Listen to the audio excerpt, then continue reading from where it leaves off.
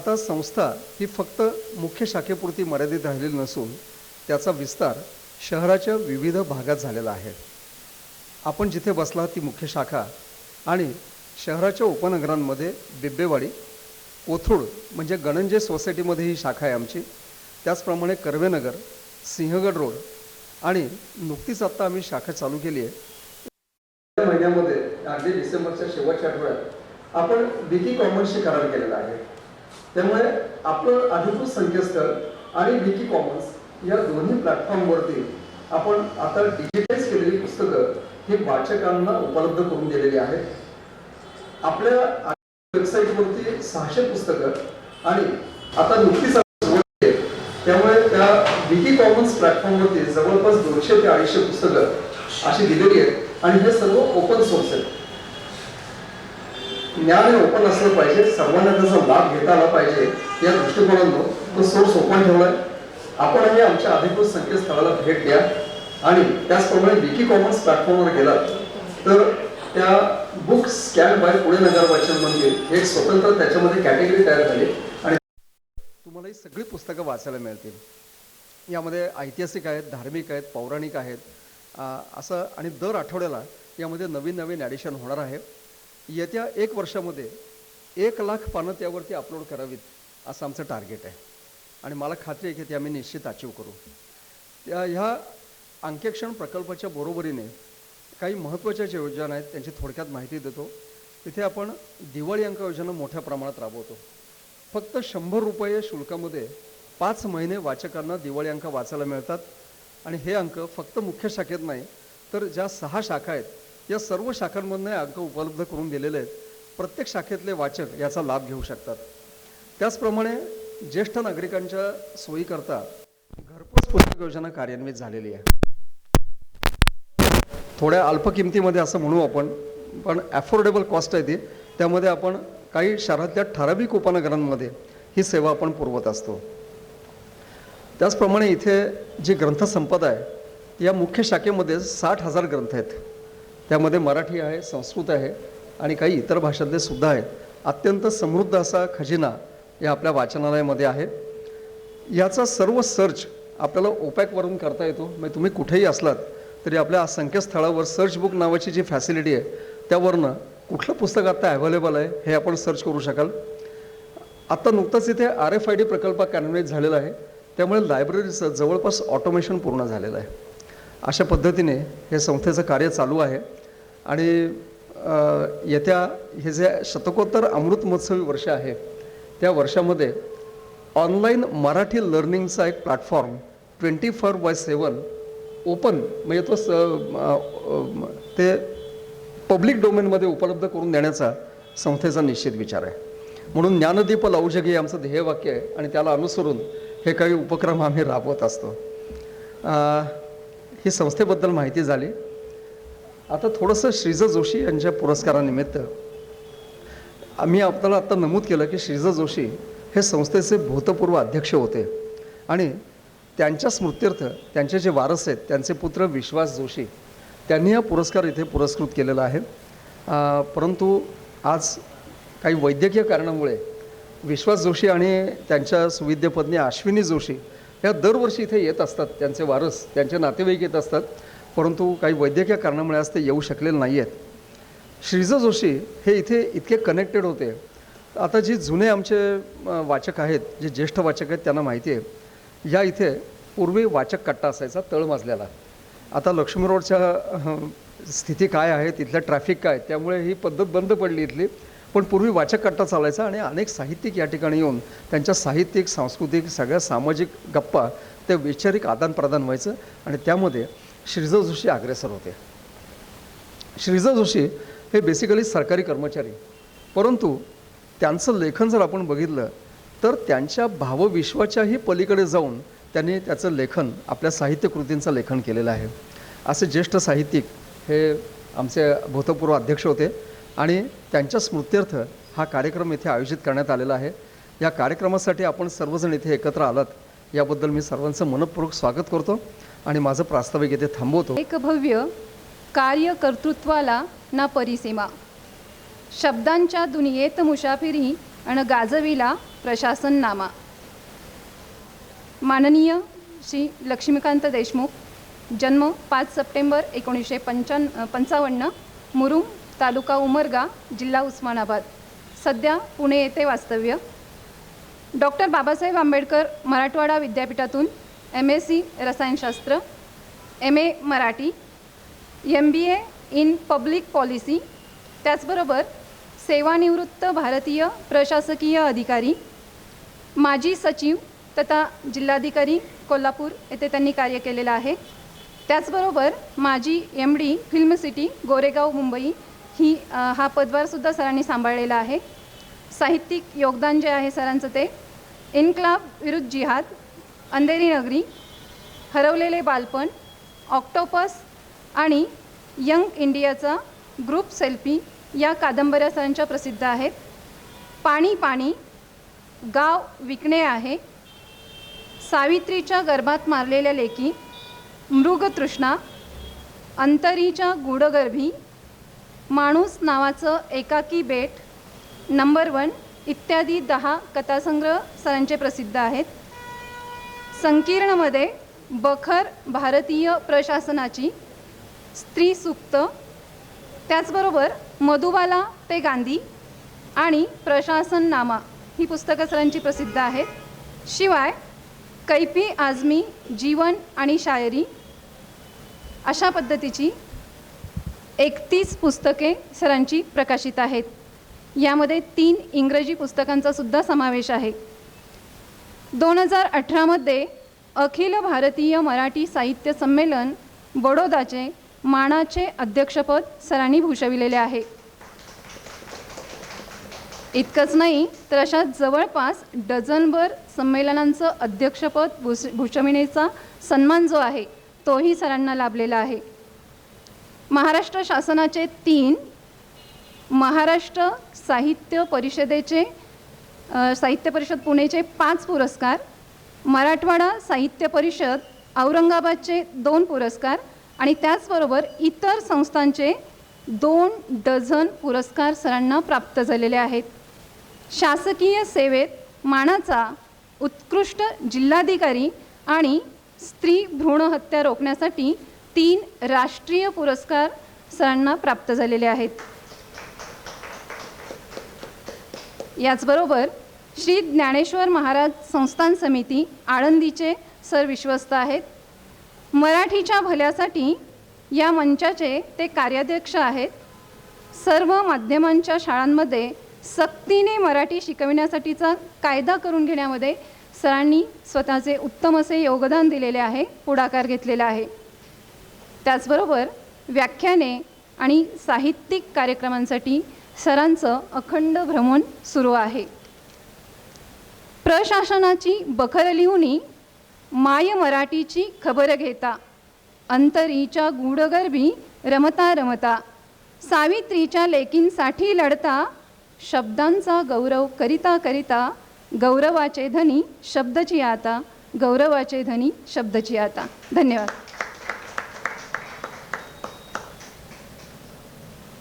सरांची भाषा सल्लागार समिती अध्यक्षपदी नुकतीच नियुक्ती झालेली आहे. मी आपले अध्यक्ष मधु मिलिंद मेहेंदळे सरांना विनंती करतो की आजच्या प्रमुख अतिथी लक्ष्मीकांत देशमुख यांचा सत्कार करा.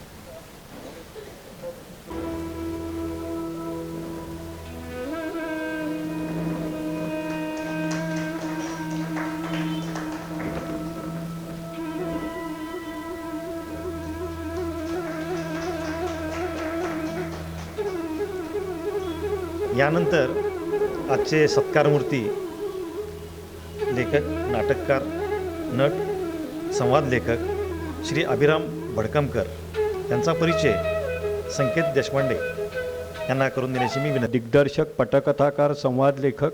त्यांचा जन्म अकोला येथे झाला. प्राथमिक शिक्षण कोल्हापुरात झाल्यानंतर ते पुण्यात आले. पुण्यात वाणिज्य शाखेतील पदवी व वृत्तविद्याशास्त्रात प्रावीण्यासह पदविका प्राप्त केली. केवळ कथा न सांगता घटितांच्या आधारे मानवी जीवनातील गुंतागुंत, व्यक्तिचित्रता, माणसांचा कोंडमारा, हरवलेले तुटलेले एकाकीपण, चिंतनशीलतेचा व्यापक परीघ आहे. महत्त्वाचे म्हणजे ही चिंतनशीलता पात्रांवर आक्रमण न करता ताठस्थता राखत पात्रांच्या मनोभूमिकेनुसार प्रगटते. त्याचा चेहरा लाभत मानवी जीवनातील गहनतेचे, गांभीर्यतेचे, ताणाबाणाचे आणि आकलनाचे मौदान्य दर्शन त्यातून घडते. हसत खेळत 1991 हे त्यांचं नाटक कौटुंबिक विनोदा आलेल्या तरुणाच्या संघर्षाचे अनुषंगाने आयुष्यात यश म्हणजे नेमके काय या प्रश्नावर प्रकाश टाकते. ज्याचा त्याचा प्रश्न देहबान, याच दिवशी या त्याचा प्रश्न 1995 या त्यांच्या नाटकाने देवाच्या अस्तित्वाच्या भावनेने माणसाच्या जगण्यावर झालेले परिणाम, माणसांच्या कृतिशीलतेचा देव या कल्पनेने येणारी मर्यादा आणि बळ याचं उत्कट देणारं नाटक अशा शब्दात समीक्षकांनी गौरवलेलं त्यांचं देहबान नाटक लैंगिकता, त्या अनुषंगाने येणारे प्रश्न, यातील भौतिक सुखाच्या लालसेने मूल्यांना तिलांजली देणारा डॉक्टर तर मूल्य जपणारा मनोरुग्ण यांच्यातील संघर्ष, खरा शहाणा कोण. नामवंत नाट्यसंस्थांनी या नाटकांचे व्यावसायिक रंगभूमीवर प्रयोग केले आणि त्यांना मोठे यश प्राप्त होऊन रसिक आणि समीक्षक मान्यता लाभली. प्रेमपत्र, स्थळी नाटके प्रसिद्ध आहेत. कॉम्रेड का कोट, सवाल अपना अपना, लेडी नजरिया ही त्यांची हिंदी नाटके होय. त्यांनी नाटकं हिंदी, कन्नड, गुजरात, पाहुणा, देहबान आणि ज्याचा त्याचा प्रश्न या नाटकांना अनुक्रमे 1994, 1995 आणि 2005 सालचा महाराष्ट्र शासनासून क्षितिज, साया, टीचर, रास्ते, गोपालजी या मालिकांसाठी लेखन केले आहे. पछाडलेला, देवकी, फुल 3 धमाल, जिंदगी जिंदाबाद, पाऊलवाट, रामदेव आला रे आला या चित्रपटात आपल्या अभिनयाचा ठसाही त्यांनी उमटवलेला आहे. त्यांनी दिग्दर्शित केलेल्या आम्ही असू लाडके या चित्रपटाला अनेक पुरस्कार लाभले असून न्यूयॉर्क येथील आंतरराष्ट्रीय चित्रपट महोत्सवासाठी त्याची निवड झाली होती. या सगळ्या कार्याबरोबर त्यांनी साहित्याच्या वेगवेगळ्या रूपातही आपली अभिव्यक्ती केली आहे. चुडेल ह्या त्यांच्या कथासंग्रह प्रसिद्ध असून त्यांची दूरचित्रवाणीवरील मालिकांच्या संघर्षात चालू असलेली जीवघेणी स्पर्धा आणि कलात्मकतेचा आलेला व्यावहारिक स्वरूप यावर प्रकाश टाकणारी ॲट एनी कॉस्ट आणि बालगंधर्वांना लाभलेल्या दैवी गायिकेला अधोरेखित करील त्यांच्यातली माणूस शोधणारी असा बालगंधर्व या कादंबऱ्या रसिक वाचकांच्या पसंतीस पात्र ठरल्या आहेत. त्यांच्या या बहुगुणी प्रतिभेला अल्फा गौरव, मटा सन्मान या पुरस्कारासह चैत्रबन पुरस्कार, पुबा भावे पुरस्कार, जयवंत दळवी पुरस्कार, मामा वरेरकर पुरस्कार, कालनिर्णय पुरस्कारासह अनेक प्रतिष्ठित पुरस्कार लाभले असून 2018 साली त्यांना संगीत नाटक अकादमीच्या रंगभूमीवर कार्यासाठी अत्यंत प्रतिष्ठित अशा पुरस्कारांनी सन्मानित करून त्यांच्या चतुरस्र प्रतिभेचा सन्मान करण्यात आलेला आहे. धन्यवाद. ज्याची आपल्याला उत्सुकता आहे असा एक मानाचा जो सन्मान आहे श्रीज जोशी पुरस्कार, मी आजचे प्रमुख अतिथी लक्ष्मीकांत देशमुख यांना विनंती करतो की या सन्मानाने सन्मानित करावं.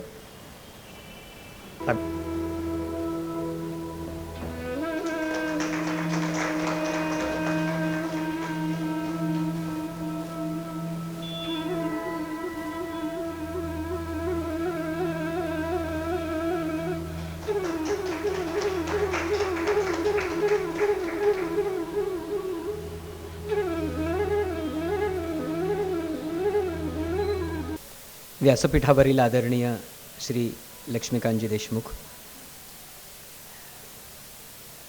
सभागृहामधील सर्व मान्यवर, रसिक हो, वाचक हो, आज हा श्रीज जोशी पुरस्कार स्वीकारताना खूप आनंद होण्याची काही कारणं आहेत.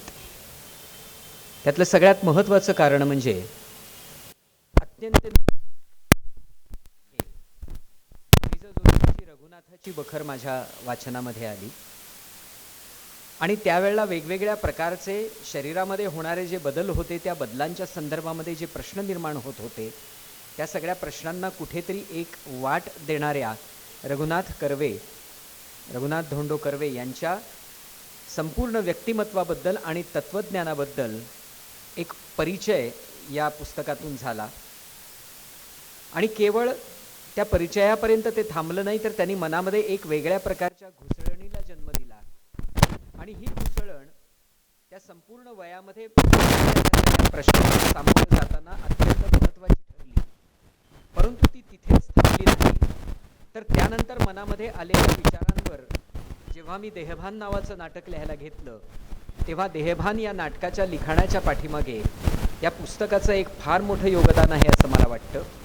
माझे विचार, माझे संभ्रम, माझा दृष्टिकोन याच्यावरती खूप मोठ्या प्रमाणावरती परिणाम करणारं हे पुस्तक होतं. आणि म्हणून त्यावेळेला ज्या लेखकाला मी कधी भेटलोही नाही, ज्या लेखकाशी माझा कधी प्रत्यक्ष संवाद झाला नाही, त्याच लेखकाने कुठेतरी त्या पुस्तकाच्या रूपाने माझं बोट धरून मला त्या संपूर्ण विषयामध्ये फिरवल्यासारखं वाटलं. आणि त्यावेळेला माझ्या मनामध्ये जो एक बंध निर्माण झाला होता, तो बंध आज या पुरस्काराने पुन्हा एकदा अतिशय घट्ट झाला आहे असं वाटतं. आणि म्हणूनच हा पुरस्कार स्वीकारताना हे एक अनोखं बंधन आहे असं मला वाटतं आणि त्याच्याबद्दल मला खूप आनंद होतो. आणि म्हणून मी या ग्रंथालयाचा, आपणा सर्वांचा अतिशय मनापासून कृतज्ञ आहे. इन्शाअल्लाह या कादंबरीची जेव्हा कौतुक होतं, लोक जेव्हा त्याच्याबद्दल भरभरून बोलायला लागतात, त्याच्यावर प्रतिक्रिया देतात, किंवा आता त्याला हा पुरस्कार मिळालेला आहे, परवाही त्याला ठाण्याच्याही एका ग्रंथाचा श्रीस्थानक पुरस्कार जाहीर झाला आहे, तो 16 तारखेला आहे. असे पुरस्कार होतात किंवा लोकांना त्याच्यामध्ये वेगवेगळ्या अँगलनी जेव्हा बोलावंसं वाटतं तेव्हा मला खूप आनंद तर होतोच आणि हायसंही वाटतं. कारण सुदैवाने पुरस्कारांच्याबद्दल एक निरीच्छता निर्माण होण्या एवढं संतत्व मला प्राप्त झालेलं नाही. अजूनही मी षड्विकारांनी लिप्त अशा पद्धतीचाच माणूस आहे. आणि तो जसा मी षड्विकारांनी मी जितका लिप्त राहीन तितकं मला असं वाटतं की मी अधिकाधिक साहित्यामध्ये रमत जाईन आणि अधिकाधिक साहित्याकडेच वळत जाईन. परंतु मला आनंदही होतो आणि मला थोडंसं हायसंही वाटतं. याचं महत्त्वाचं कारण इन्शाअल्लाह या कादंबरीमधला स्वर. माझं संपूर्ण लहानपण कोल्हापूरला गेलं आणि खरं तर मुस्लिम बहुल वस्ती वगैरे असं काही त्यावेळेला म्हटलं जात नव्हतं किंवा त्या पद्धतीचं कधी काही मनातही आलं नाही. मी ज्या ठिकाणी राहायला गेलो त्या ठिकाणी खूप मोठ्या प्रमाणावर मुस्लिम वस्ती होती, मशीद होती आणि सगळं त्या ठिकाणचं वातावरण होतं. लहान असल्यामुळे, संस्कारक्षम वय असल्यामुळे सगळे मित्र आणि या सगळ्या याच्यामध्ये त्या जीवनामध्ये मी इतका मिसळून गेलो, त्या जीवनाचाच एक भाग झालो. माझी मित्रमंडळीही आमच्या संपूर्ण जीवनाचा आणि कुटुंबाचा एक भाग झाली. आणि आजही ते बंध तुटलेले नाहीत. आजही घरामध्ये काही मंगल कार्य होतं किंवा एखाद्याच्या घरामध्ये काही दुःखी घटना घडते त्यावेळेला आम्ही एकमेकांच्या बरोबर असतो, आम्ही एकमेकांना साथ देतो, प्रत्यक्ष भेटी होतात, मोबाईलवरनंही संपर्क असतो. इतका त्या संपूर्ण जीवनाशी समरस झालेला असल्यामुळेच जेव्हा ही कादंबरी किंवा हे विचार माझ्या डोळ्यासमोर यायला लागले तेव्हा मला असं वाटायला लागलं की खऱ्या अर्थाने या विषयावरती आपण लिहिलं पाहिजे. कारण मी असं म्हणतो की तो माझ्याच आयुष्याचा एक तुकडा आहे. अनेकांनी मला म्हटलं की अरे तू आणि इन्शाअल्लाह. मी म्हटलं हो, कारण इन्शाअल्लाह हाही माझ्याच आयुष्याचा एक तुकडा आहे, हाही माझ्याच आयुष्याचा एक भाग आहे. आणि हे करत असताना मला नेहमी असं जाणवत होतं की भारतातल्या मुस्लिम समस्येकडे किंवा हिंदू मुस्लिम समस्येकडे एक पाहण्याची एक रूढ चौकट निर्माण झालेली आहे. साहित्यामध्ये, नाटकामध्ये, चित्रपटांच्यामध्ये ही एक रूढ चौकट आहे. आणि ही रूढ चौकट कशा पद्धतीची आहे तर मला नेहमीच असं वाटतं की या प्रश्नाकडे पाहत असताना की मुस्लिमांच्याकडे एक व्हिक्टीम म्हणून पाहायचं, या देशामध्ये प्रचंड असुरक्षित असलेला एक समाज आहे अशा पद्धतीनं पाहायचं आणि या असुरक्षिततेला आणि या सगळ्या गोष्टींना जबाबदार असल्याची जी सगळी कारणं आहे ती राजकारणामध्ये पाहायची, राजकीय पक्षांमध्ये पाहायची, ठराविक राजकीय विचारसरणीमध्ये पाहायची. पण या संपूर्ण वातावरणामध्ये राहत असताना माझ्या असं लक्षात आलं की राजकारण तर आजूबाजूला असतंच, समाजातली घुसळण तर आजूबाजूला असतेच, ती सगळ्याच प्रश्नांवरती काही ना काहीतरी परिणाम करत असतेच. परंतु या पाठीमागे जी सगळ्यात महत्त्वाची गोष्ट आहे ती म्हणजे बंदिस्तपणा आहे. तो धार्मिक बंदिस्तपणा आहे, ते अज्ञान आहे, तो अशिक्षितपणा आहे. कारण मी ज्या वस्तीमध्ये राहत होतो ती आमची सगळी वस्ती ज्याला आपण असं म्हणतो की निम्न मध्यम वर्गातली संपूर्ण वस्ती होती. आणि त्यामुळे हे सगळे प्रश्न माझ्या डोळ्यासमोर जेव्हा येत होते तेव्हा माझ्या असं लक्षात येत होतं की या प्रश्नावरती बोट ठेवलं पाहिजे, या प्रश्नावरती कुठंतरी मांडणी केली पाहिजे. हा अडाणीपणा, हे अशिक्षित असणं आणि ही धार्मिक बंदिस्तता म्हणजे सगळ्यात गमतीचा भाग असा आहे की या प्रश्नाबद्दल बोलत असताना अनेकदा आपल्याला सगळं खापर राजकीय अंगानीच किंवा त्या परिप्रेक्षामध्येच फोडण्याची एक सवय लागलेली असल्यामुळे मूळ प्रश्नाकडे दुर्लक्ष होतं आहे का, ओवेसीकडे अधिकाधिक लक्ष देता देता आम्ही हमीद दलवाईंना विसरतो आहोत का, हा सगळ्यात महत्त्वाचा प्रश्न माझ्यासमोर पडत होता. ज्या शाळेमध्ये मी शिकलो, आंतरभारती विद्यालय, तेव्हा शाळेचं नाव आंतरभारती विद्यालय होतं. आम्ही जेव्हा 10वीला गेलो तेव्हा त्या शाळेचं नाव वि. स. खांडेकर प्रशाला असं झालं. आमच्या शाळेमध्ये हुसेन जमादार नावाचे एक शिक्षक होते, जे मुस्लिम सत्यशोधक समाजाचं काम करत होते आणि त्यांचं काम अत्यंत जवळून पाहिलेलं आहे. ज्या उत्कटतेने ते काम करत होते आणि प्रत्येक वेळेला ते असं म्हणत होते की भिंतीवरती डोकं आपटण्यासारखं आहे. कितीही भिंतीवरती डोकं आपटलं तरी ही भिंत काही बाजूला होईल किंवा फुटेल असं वाटत नाही. आणि दुर्दैवाने जमादार सरांनी त्या सगळ्या डिप्रेशनमध्ये, त्या सगळ्या याच्यामध्ये येऊन आत्महत्या केली. मला लक्षात यायला लागली की हा जो बंदिस्तपणा आहे आणि मग त्याच्यामधनं एक एक पात्र त्यामध्ये निर्माण झाली. आणि मला नेहमी असा अनुभव येतो की तुम्ही कुठलीही कलाकृती निर्माण करायला घ्या, तुम्ही तुमच्यातला जो काही एक आत्मा असतो किंवा तुम्ही जे काही असता ते त्या कलाकृतीपासून फार लांब जाऊ शकत नाही.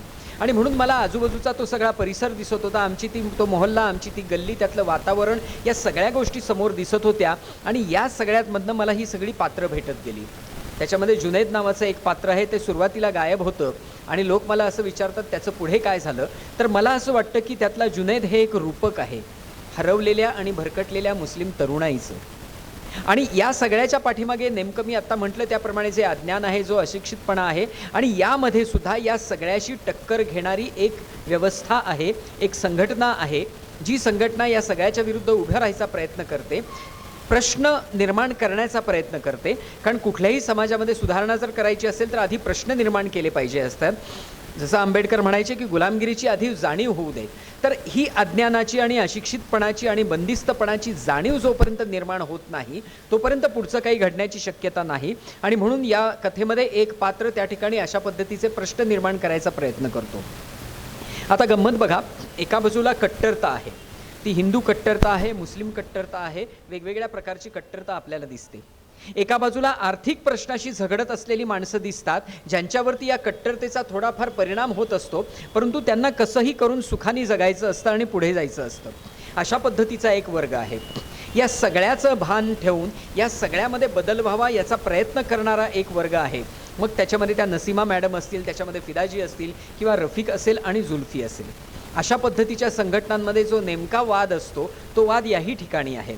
जुल्फीला असं म्हणायचं आहे की समाजाला समजावत आपण सुधारणा करू, समाजाला समजावत आपण पुढे जायचा प्रयत्न करू, आपण श्रद्धेला प्रश्न करायला नको. तर रफिकचं म्हणणं असं असतं की जोपर्यंत श्रद्धांवर आपण प्रहार करत नाही, जोपर्यंत आपण त्याच्यावर आगपाखड करत नाही, घाव घालत नाही, तोपर्यंत काही होऊ शकत नाही. म्हणजे अगदी दोघांच्या फिलॉसॉफीमधला साधा जर फरक दाखवायचा झाला तर रफिक असं म्हणतो, कौन कहता है आसमां में छेद नहीं हो सकता, एक पत्थर तो तबीयत से उछालो यारो. आणि जुल्फी म्हणतो, कशाला हे सगळं जाळणं, पोळणं, फळ हे करणं, आकाश पर हे करणं. तो म्हणतो की कौन कहता है कि आकाश को सिया नहीं जा सकता, एक सुई धागा तो तबीयत से चलाओ यारो. आणि कुठल्याही संघटनेमध्ये या दोन पद्धतीच्या विचारधारा असणारच, आणि त्या फतेह नावाच्या संघटनेमध्ये सुद्धा आहेत. आणि त्यातून हे सगळा ती कालक्रमणा सुरू आहे. एका बाजूला कट्टरता आहे, एका बाजूला अशा पद्धतीचं पुरोगामित्व आहे, काहीतरी पुढारले पण त्या ठिकाणी आहे. आणि या सगळ्यापासून केवळ पोटापाण्यासाठी लढत असलेला एक समाज आहे, ज्या समाजाला बाकी काही नको आहे, त्याची श्रद्धा आहे, त्या त्याला पूजा करायची आहे, त्याला नमाज पडायची आहे आणि त्याला आपल्या पोट भरायचं आहे आणि त्याला सुखी आयुष्य जगायचं आहे. अशा पद्धतीचं हे सगळं वातावरण आणि या सगळ्यामधनं हा समाज मांडायचा मी प्रयत्न केला.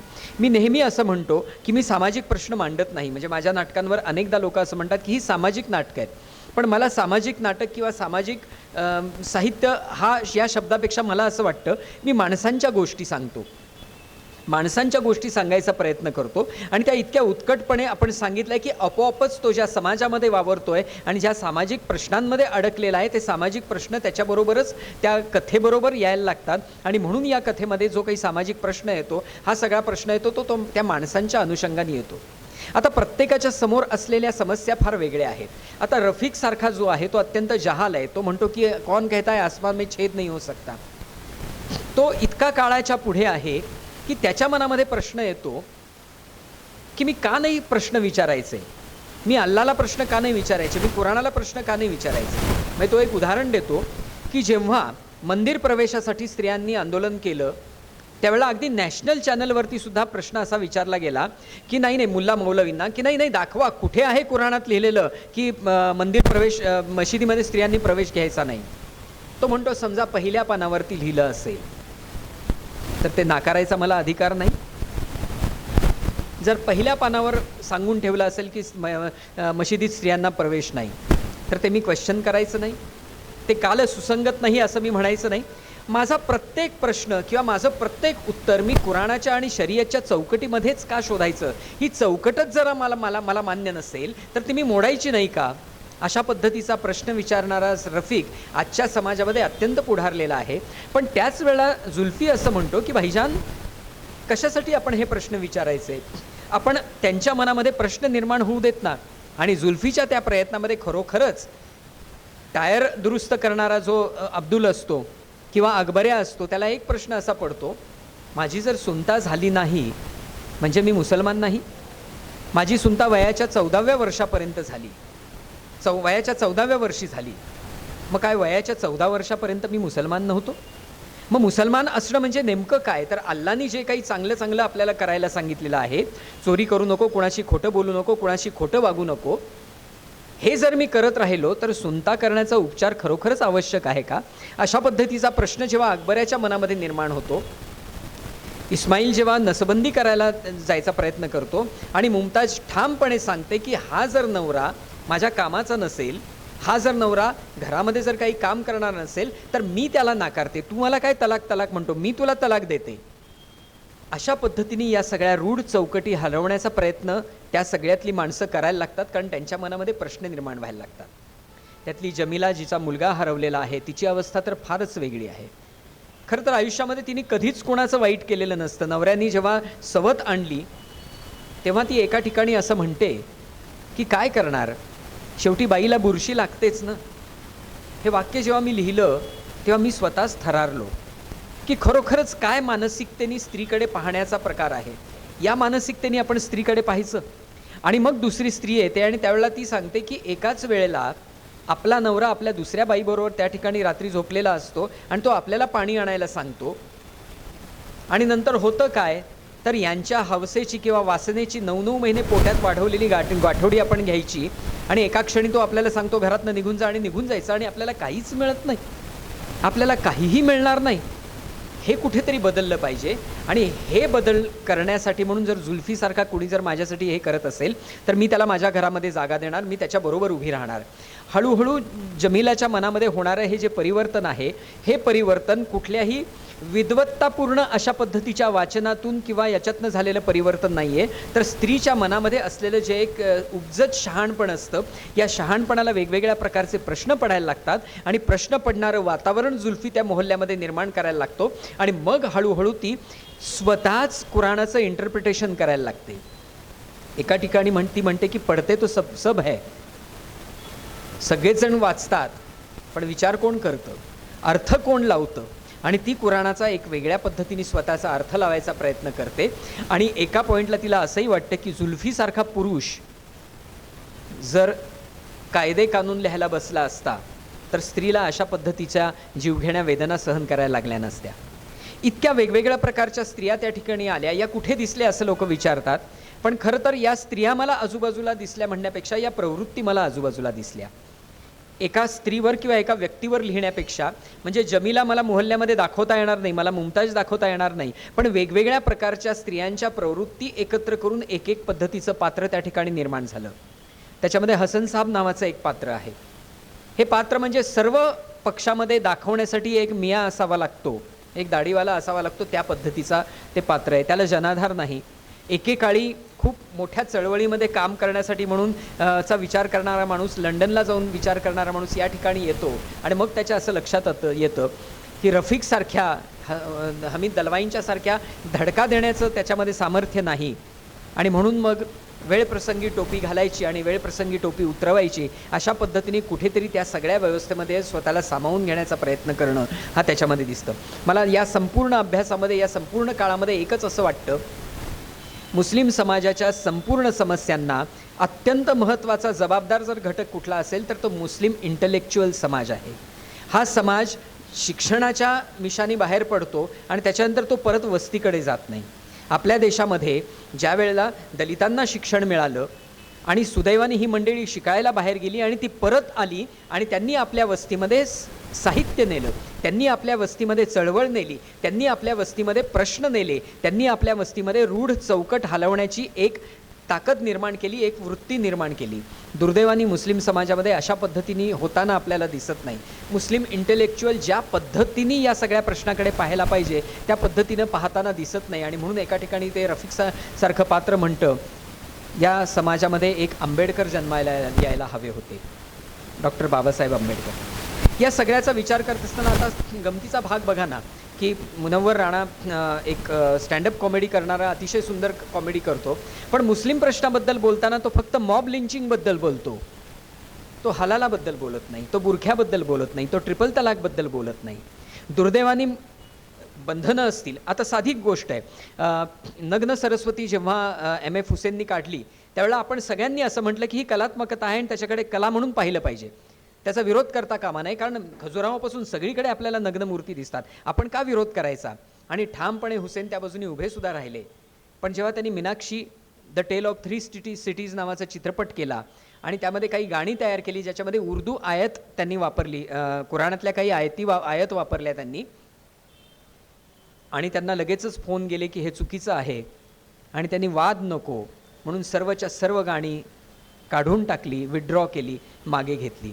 जर M.F. हुसेन त्यावेळेला लढायला उभे राहिले असते आणि म्हणाले असते की कुराण हे फक्त तुमचं नाही, ते माझंही आहे, माझाही तितकाच त्याच्यावरती अधिकार आहे, मी माझ्या पद्धतीने कुराणाचं इंटरप्रिटेशन करू शकतो, असं म्हणून जर इंटलेक्च्युअल M.F. हुसेन त्यावेळेला उभे राहिले असते तर चित्र खूप वेगळं दिसलं असतं. दुर्दैवाने हे वेगळं चित्र मुस्लिम समाजामध्ये दिसत नाही. आणि म्हणून माझे अत्यंत मुस्लिम इंटलेक्च्युअल मित्र आहेत, मी त्यांना नेहमी हा प्रश्न करत असतो. पण मला याचीही जाणीव आहे की बंदिस्तपणा इतका आहे, धार्मिक बंदिस्तपणा इतका आहे, जी सुधारणेची जी चळवळ आहे ती हमीद दलवाईंच्यापासून किती मोठ्या प्रमाणामध्ये जायला पाहिजे त्या प्रमाणामध्ये गेली नसल्याचा हा परिणाम आहे. आणि त्याला राजकीय वातावरण सुद्धा आहे. पण राजकीय वातावरणामध्ये संपूर्ण या पद्धतीचं खापर फोडणं म्हणजे या सगळ्या प्रश्नांच्यापासून पळ काढण्यासारखं आहे. आणि म्हणून या प्रश्नापासून मी पळ काढला नाही. आणि म्हणून मला असं वाटतं की खऱ्या अर्थाने मुस्लिम समाजातल्या सडेतोड प्रश्नांना सडेतोडपणे भिडण्याचा माझ्या पद्धतीनं मी अत्यंत प्रामाणिक प्रयत्न केला आहे. तो कितपत यशस्वी झाला आहे हे खरं तर वाचकांनीच ठरवायचं आहे आणि वाचकच त्याला तो सगळा कौल देणार आहे. कट्टरतेचा विचार करत असताना मला एक जाणवतं, धार्मिक कट्टरता तर आहेच, परंतु म्हणजे माझं ज्याचा त्याचा प्रश्न नाटक तुम्ही वाचलं असेल, देहभान नाटक वाचलं असेल, मी ठामपणाने असं म्हणतो की मी पुरोगामी आहे किंवा मी पुरोगामित्वाच्या प्रवासातला एक घटक आहे. कारण पुरोगामित्व म्हणजे कुठल्याही संस्थेचं सभासदत्व घेण्यासारखं नसतं की आजीवन सभासदत्व घेतलं आणि मी आता पुरोगामी झालो.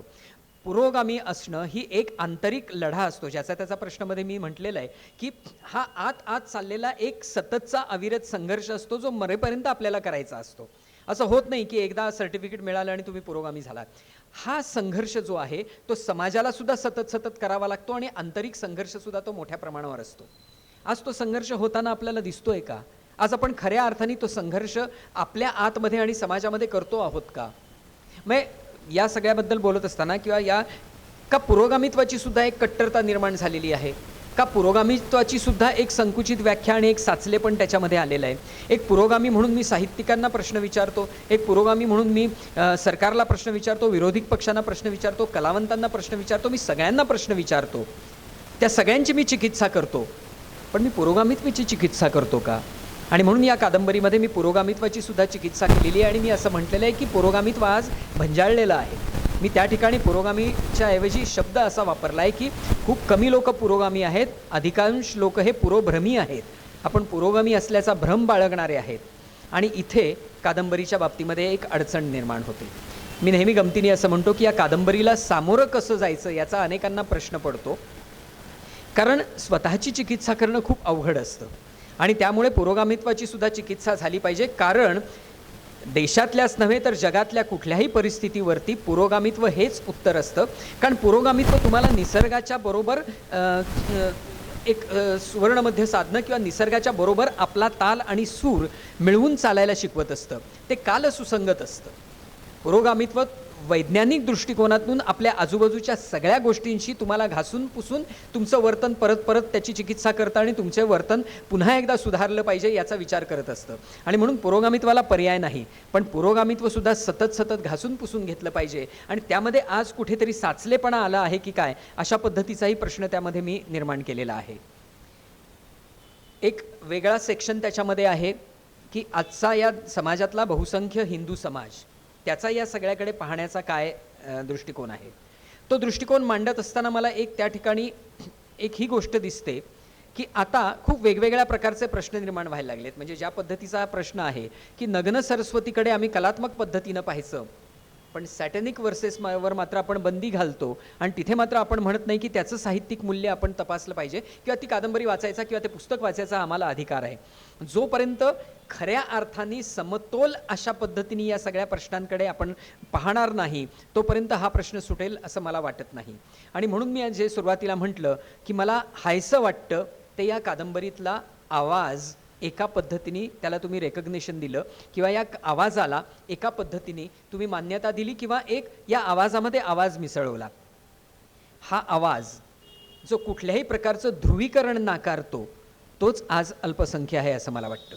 कुठली तरी एक बाजू घेऊन त्याच्याच बाजूने ती भूमिका बांधणं आणि त्याच्या बाजूनी लढा देणं ही गोष्ट आज फार अवघड राहिलेली नाही. कारण दोन्ही बाजूला राहुटे आहेत, दोन्ही बाजूला तंबू आहेत, दोन्ही बाजूला त्या पद्धतीचे कॅम्प्स आहेत. कुठल्या तरी एका कॅम्पमध्ये तुम्ही उभा राहिलात की त्या कॅम्पची का होईना तुम्हाला एक सुरक्षितता मिळते, त्या कॅम्पचा का होईना तुम्हाला एक ऑडियन्स मिळतो.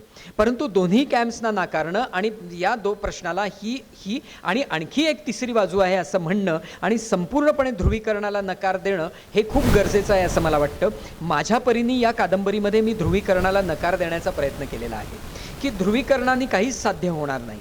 ध्रुवीकरणाला नकार दिला पाहिजे, दोन्ही प्रकारच्या ध्रुवीकरणाला नकार दिला पाहिजे आणि प्रश्न विचारले पाहिजेत. मग ते रूढीला असतील, ते परंपरांना असतील, ते आस्थांना असतील, ते धर्माला असतील, धर्मग्रंथाला असतील, साक्षात परमेश्वराला असतील.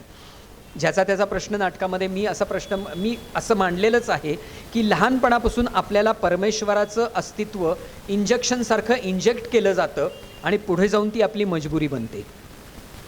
त्यामुळे एका परीने ज्याचा त्याचा प्रश्नमधला जो भास्कर आहे त्या भास्करचीच ही रफिक ही वेगळी आवृत्ती आहे असं मला वाटतं. हे सगळं करत असताना जो काही 1-1.5 वर्षाचा माझा काळ गेला तो काळ खूप सुंदर गेला. कारण परत एकदा मी मनातल्या मनात टाकाळा नावाचा जो आमचा परिसर आहे त्या टाकाळ्यावरती जगून घेतलं. ती भाषा खूप सुंदर आहे. त्या भाषेची गंमत अशी आहे की ती मराठी, हिंदी, थोडंसं कन्नड आणि उर्दू या पद्धतीने मिसळली आहे. म्हणजे तिच्यामध्ये उर्दू शब्द पण आहेत, म्हणजे त्याच्यामध्ये जहन्नुम आहे, जन्नत आहे, परंतु काही ठिकाणी ते सरळ सरळ मराठीचं हिंदी भाषांतर आहे. म्हणजे खाला अनवर है क्या हे सरळ सरळ मराठीचं भाषांतर आहे. परंतु गमतीचा भाग असा की आजूबाजूच्या त्या सगळ्या परिस्थितीमधनं काही संकल्पना त्या ठिकाणी आलेल्या आहेत. म्हणजे शिवी देताना कुठलीही मुस्लिम स्त्री आपल्या मुलाला शिवी देताना म्हणजे तेरा मुर्दा बिठाया भिताडा नजीक.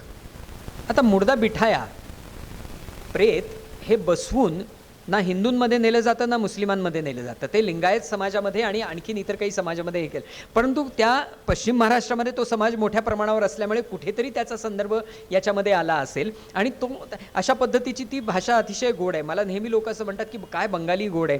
मी असं म्हणतो की तुम्ही आमची बागवानी ऐका, ती तितकीच गोड आहे. म्हणजे कुठल्या भाषेचा इथे संघर्ष नाही, पण ती तितकीच गोड आहे. आणि ही भाषा या संपूर्ण कादंबरीमध्ये मी वापरली. लोक मला असं म्हणतात की या भाषेचा तू अभ्यास कसा केलास, तर खरं अभ्यास करायची गरजच लागली नाही. कारण लहानपणी खेळताना, वावरताना, वेगवेगळ्या घरांमध्ये जाताना मित्रांकडे ही भाषा कानावर पडली. कदाचित नाटकाचा हे असल्यामुळे, नकला करण्याचा हे असल्यामुळे ती भाषा माझ्या इतकी जिभेवर चढली की मी आता असं म्हणतो की मराठीनंतर ती माझी दुसरी मातृभाषा आहे. आणि त्यामुळे ही भाषा आता आशा अपराधांच्या आत्मकथनामध्ये आपण वाचली, हुसेन जमादारांच्या आत्मकथनामध्ये वाचली, काही लघुकथांमध्ये आपण वाचतो. पण ही भाषा इतक्या मोठ्या प्रमाणावर साहित्यामध्ये आणण्यामध्ये एक मला आनंद झाला. मला असं वाटलं की मी माझं वातावरण, माझी मित्रमंडळी, माझ्या आजूबाजूचं जे सगळं वास्तव आहे ते कुठेतरी एका पद्धतीने या कादंबरीमध्ये आणायचा प्रयत्न केला आणि एका पद्धतीने त्या जागेचं आणि त्या काळाचं ऋणच मी कुठेतरी वेगळ्या पद्धतीने फेडायचा प्रयत्न केला आहे असं मला वाटतं. या कादंबरीवरती खूप वेगवेगळ्या प्रतिक्रिया आल्या, खूप टोकाच्या प्रतिक्रिया आल्या. म्हणजे एका सुप्रसिद्ध दिग्दर्शकाने मला असं विचारलं की तुला काय मिळालं, मुस्लिम समाजामध्ये अज्ञान आहे आणि अंधकार आहे किंवा हे आहे असं दाखवून तुला काय मिळालं. त्यांचं म्हणणं असं होतं की हा संपूर्णपणे राजकीय ही समस्या आहे आणि राजकीय समस्येच्या व्यतिरिक्त, तर मी म्हटलं की परत म्हटलं त्याप्रमाणे तो पलायनवाद आहे. केवळ राजकारणावरती याचं खापर फोडून आपल्याला त्यापासून पळता येणार नाही. मला सगळ्यात गमतीचा भाग असा वाटला, माझ्या अनेक इंटलेक्च्युअल मुस्लिम मित्रांना मी कादंबरी दिली वाचायला. जेव्हा ती सुरुवातीलाच आली त्याच्यानंतर 8च महिन्यामध्ये त्याची दुसरी आवृत्ती आली. पण अनेकांना मी जेव्हा फोन करतो तेव्हा ते मला म्हणतात, अरे वाचली पण राहून गेलं सांगायचं. या कादंबरीबद्दल हे राहून का जातंय हे मला बऱ्याच प्रमाणात नाही. पण माझ्याबरोबर खेळणाऱ्या असलमच्या बायकोने ही कादंबरी वाचली, माझ्याबरोबर खेळणाऱ्या लियाकतच्या बायकोने ही कादंबरी वाचली त्यांच्या आधी, आणि त्यांना ही कादंबरी दिली त्याच्या आधी. आणि त्यांचे मला फोन आले आणि त्यांनी जेव्हा मला सांगितलं की आम्हाला ही कादंबरी वाचून बरं वाटलं, तेव्हा मला असं वाटलं की ज्यांच्यासाठी ही लिहिली होती तिथपर्यंत ही कादंबरी पोचते आहे आणि हीच या कादंबरीची खरी पोचपावती आहे. या कादंबरीच्या मुखपृष्ठाबद्दल सांगेन आणि मी थांबेन. या कादंबरीच्या मुखपृष्ठाची गंमत अशी आहे की या कादंबरीच्या मुखपृष्ठावरती जो मुलगा आहे त्याचं नाव आहे सलीम मुल्ला. त्याचं ऋण तर मी म्हणजे नाकारूच शकत नाही. त्याचा आणि माझा प्रवास पूर्णतः समांतर आहे. तोही त्या मोहल्ल्यामध्ये राहणारा, मीही त्या मोहल्ल्यामध्ये राहणारा. मी ज्या शाळेमध्ये शिकलो त्याच आंतरभारती म्हणजे आता वि स खांडेकर प्रशालेचा तो विद्यार्थी आणि मीही तोही त्याच शाळेचा माझी विद्यार्थी. एक दिवस तो माझ्याकडे आला आणि तो मला म्हणाला की मला NSDला जायचं आहे. म्हटलं अरे वा छान, मला हे माहीत नव्हतं तू नाटकात कामं करतोस. काही संस्थांच्या नाटकात मी कामं केली आहेत. मग मी 1 वर्ष त्याची तयारी करून घेतली. दुर्दैवाने त्याला ॲडमिशन मिळाली नाही. त्याने पुढच्या वर्षी पुन्हा तयारी केली आणि त्याला NSDमध्ये ॲडमिशन मिळाली. त्यामुळे माझ्या याच्यामधला जो दुसरा टप्पा होता, तिसरा टप्पा आमच्या याच्यामधला, तोही NSDचा आता पास आऊट आहे. त्याचा एक मित्र दिल्ली पाहायला गेला होता आणि सहज त्यांनी गंमत म्हणून त्या ट्रिपचे फोटो काढले आणि ते फोटो त्यांनी मला पाठवले. त्याच्यामध्ये हा फोटो मी पाहिला आणि मी म्हटलं हा फोटो मला हवा आहे. कशासाठी हवा आहे ते मी तुला आत्ता सांगत नाही, कारण माझ्या डोळ्यासमोर ती कादंबरी त्यावेळेला फार कमी स्वरूपामध्ये होती, मी लिखाणाच्या प्रोसेसमध्ये होती. आणि जेव्हा ही कादंबरी लिहून झाली तेव्हा मी माझगावकरांना सांगितलं की हे मुखपृष्ठ, आणि माझगावकर म्हणाले की मुखपृष्ठाचा प्रश्नच आता मिटलेला आहे. तर अशा पद्धतीने सलीमचा त्या संपूर्ण याच्यामध्ये सहभाग होता. त्याला मी ती वाचायला दिली. त्यांनी त्याच्यावरती नंतर काही गोष्टी मला सांगितल्या. इरफान मुजावर नावाचा नाटककार आहे, त्यांनी मला तर प्रत्यक्ष कुराणाची प्रतच पाठवून दिली आणि त्या संपूर्ण कुराणाचा अभ्यास मला त्या सगळ्या संदर्भामध्ये करता आला. त्याच्याशी झालेल्या चर्चांचा मला खूप उपयोग झाला. विनयाताई खडपेकरांचं नाव मी इथे घेणं अत्यंत महत्त्वाचं आहे, कारण चित्रपट लेखन आणि नाट्यलेखन याच्याकडून कादंबरीकडे वळत असताना जो काही एक सांधा बदलण्याचा जो प्रवास आहे, त्या प्रवासामध्ये सतत त्या माझ्याबरोबर होत्या आणि त्यांनी मला त्या प्रवासामध्ये खूप मोठ्या प्रमाणावर मदत केली आणि याच्या संपादक आहेत, तर त्यांचंही खूप महत्त्वाचं योगदान आहे. आणि सगळ्यात महत्त्वाचं योगदान आहे ते म्हणजे दिलीप माझगावकरांचं. कादंबरी लिहित असताना कसं असतं की कितीही अभिनिवेश बाजूला ठेवायचा असं ठरवलं तरीसुद्धा कधीतरी तुमच्यामधला तो अभिनिवेश जागा होऊ शकतो. कितीही तुम्ही ठरवलं की आपण संतुलित राहायचं तरीसुद्धा तुमचा बॅलन्स जाऊ शकतो. अशा वेळेला त्याच क्षणी मला थांबवून संतुलन ढळतं आहे, अभिनिवेश येतो आहे, हे पूर्णपणे खोडून टाका, इथे जागे व्हा असं म्हणून परत एकदा त्या सगळ्या याच्यामध्ये त्या प्रवासामध्ये माझ्याबरोबर माझगावकरांनी राहून त्या ठिकाणी ती सगळी जी काही मला मदत केली ती खूप महत्त्वाची आहे. आणि म्हणून मी असं म्हणेन, सतत मोहल्ल्यातल्या माझ्या मित्रांना माझे फोन जायचे, वेगवेगळ्या प्रकारच्या रूढी परंपरा मी परत चेक करायचो, हे मी असं लिहितो हे बरोबर आहे ना, हे चुकत नाही आहे ना. त्यामुळे त्या सगळ्या मित्रमंडळींचाही, असलम बागवान असेल, लियाकत बारगीर असेल, या सगळ्या मंडळींचं या कादंबरीमध्ये योगदान आहे. आणि म्हणून साहित्याचा कुठलाही पुरस्कार हा कधीच वैयक्तिक पुरस्कार नसतो, जरी तो वैयक्तिक पद्धतीने दिला जात असला तरी या सगळ्यांचं ऋण त्याच्यामध्ये आहे असं मला वाटतं. त्यामुळे या सगळ्यांच्या वतीने, या सगळ्यांचा प्रतिनिधी म्हणून मी हा पुरस्कार स्वीकारतो आहे. मला असं वाटतं की इन्शाल्लामध्ये एक वेगळ्या प्रकारची जाग आणि एक वेगळ्या प्रकारचं भान तिथल्या तरुणाईला आणि तिथल्या स्त्रियांना येतं. आणि म्हणून शेवटी जमीला ज्या पद्धतीने उभी राहते, मुमताज ज्या पद्धतीने उभी ठाकते आणि ती ज्यांच्यासमोर उभी ठाकते ते खूप महत्त्वाचं आहे असं मला वाटतं. आणि ही जाग देशातल्या मोहल्ल्यांमध्ये येत जावी. असं जर झालं तर मला असं वाटतं एक वेगळ्या प्रकारची शक्ती म्हणून आपण उभे राहू, आणि निश्चितच आपण उभे राहू असं मला वाटतं.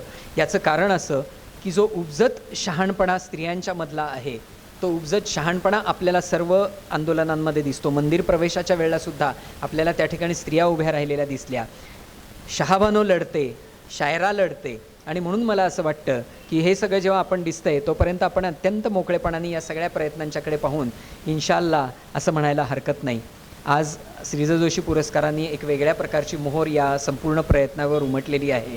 त्यामुळे मी ग्रंथालयाचा, आपणा सर्वांचा अत्यंत ऋणी आहे. देशमुख सरांच्या हस्ते हा पुरस्कार मिळणं हा खूप आनंदाचा भाग आहे. त्यांचं साहित्य आम्ही नेहमीच वाचतो आणि त्यांचा आमच्या पिढीवरती निश्चितच एक वेगळ्या प्रकारचा ठसा आहे, परिणाम आहे. या संपूर्ण कार्यक्रमाला दरेकर सरांच्यासारखे अत्यंत व्यासंगी व्यक्तिमत्व आज उपस्थित राहून आशीर्वादासाठी या ठिकाणी उपस्थित राहिलं, याचाही मला आनंद आहे. आपणा सर्वांचे अत्यंत मनापासून मी आभार मानतो आणि थांबतो. धन्यवाद. आज ज्यांना मराठीचे महत्त्वाचे लेखक श्रीधर जोशी ज्यांच्या साहित्यात माझ्यावर प्रभाव आहे, त्यांच्या नावाने दिलेल्या पुरस्काराचे विजेते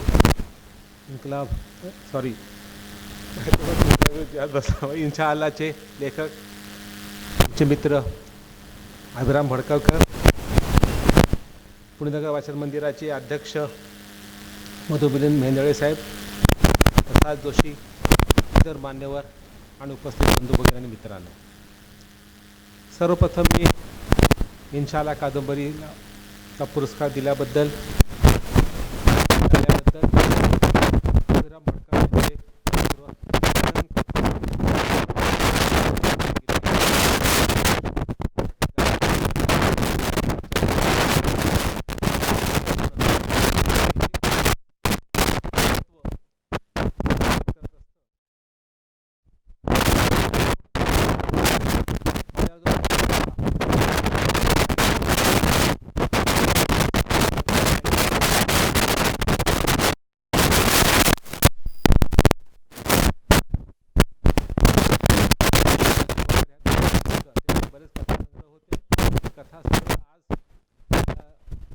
यांचे लक्षात असतील, परंतु हे दोन कादंबऱ्या कारण दोन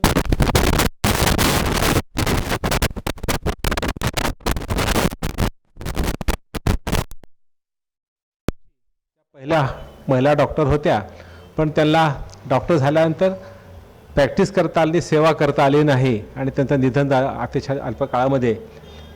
तो एक भाग आहे. पण ते दोन अतिशय आणि गोपाळराव जोशी हे कॅरेक्टर इतके विलोभनीय होते की त्यांच्यावर त्यांनी अतिशय चांगल्या पद्धतीनं कलात्मक ताकदीनं लेखन केलेलं आहे. आणि एका अर्थानं मी माझ्या वाचन प्रवासामध्ये ज्यांचे अनेक संस्कार घेतलेले आहेत, मी तर म्हणतो की मी वाचतो आणि अलिप्त होऊन जातो, परंतु तो एक संस्कार असतो कुठेतरी मनामध्ये, सुप्तमनामध्ये तो सोबत असतो. आणि त्यामध्ये जसं मृगाची बखरमध्ये एक लैंगिकता, सेक्सबद्दलचं जे ज्ञान असतं, शास्त्रीय ज्ञान देणारे आणि त्यासाठी आपलं आयुष्य पणाला लावणारे रघुनाथ कर्वे ह्यांचा माझ्या खूप प्रभाव पडलेला आहे. अलीकडे मी LGBTQ बऱ्याच कथा लिहिल्यात, आणखीन काही कथा लिहून त्याचं पुस्तक मला पुढल्या वर्षी काढणार आहे मी. म्हणजे आता 6 कथा आहेत, तर त्या कथेला 2 वर्षापूर्वी दिव्यांकमध्ये कथेचं पारितोषिक मिळालं होतं. ब्रेसलेस ते जेंडरलेस अशी कथा होती ती. आणि दुसरी कथा माझी आहे अर्धजन नटेश्वर, म्हणजे ट्रान्सवुमन आणि ट्रान्समेन अशी ती त्या दोघांच्या प्रेमाची कथा आहे ती.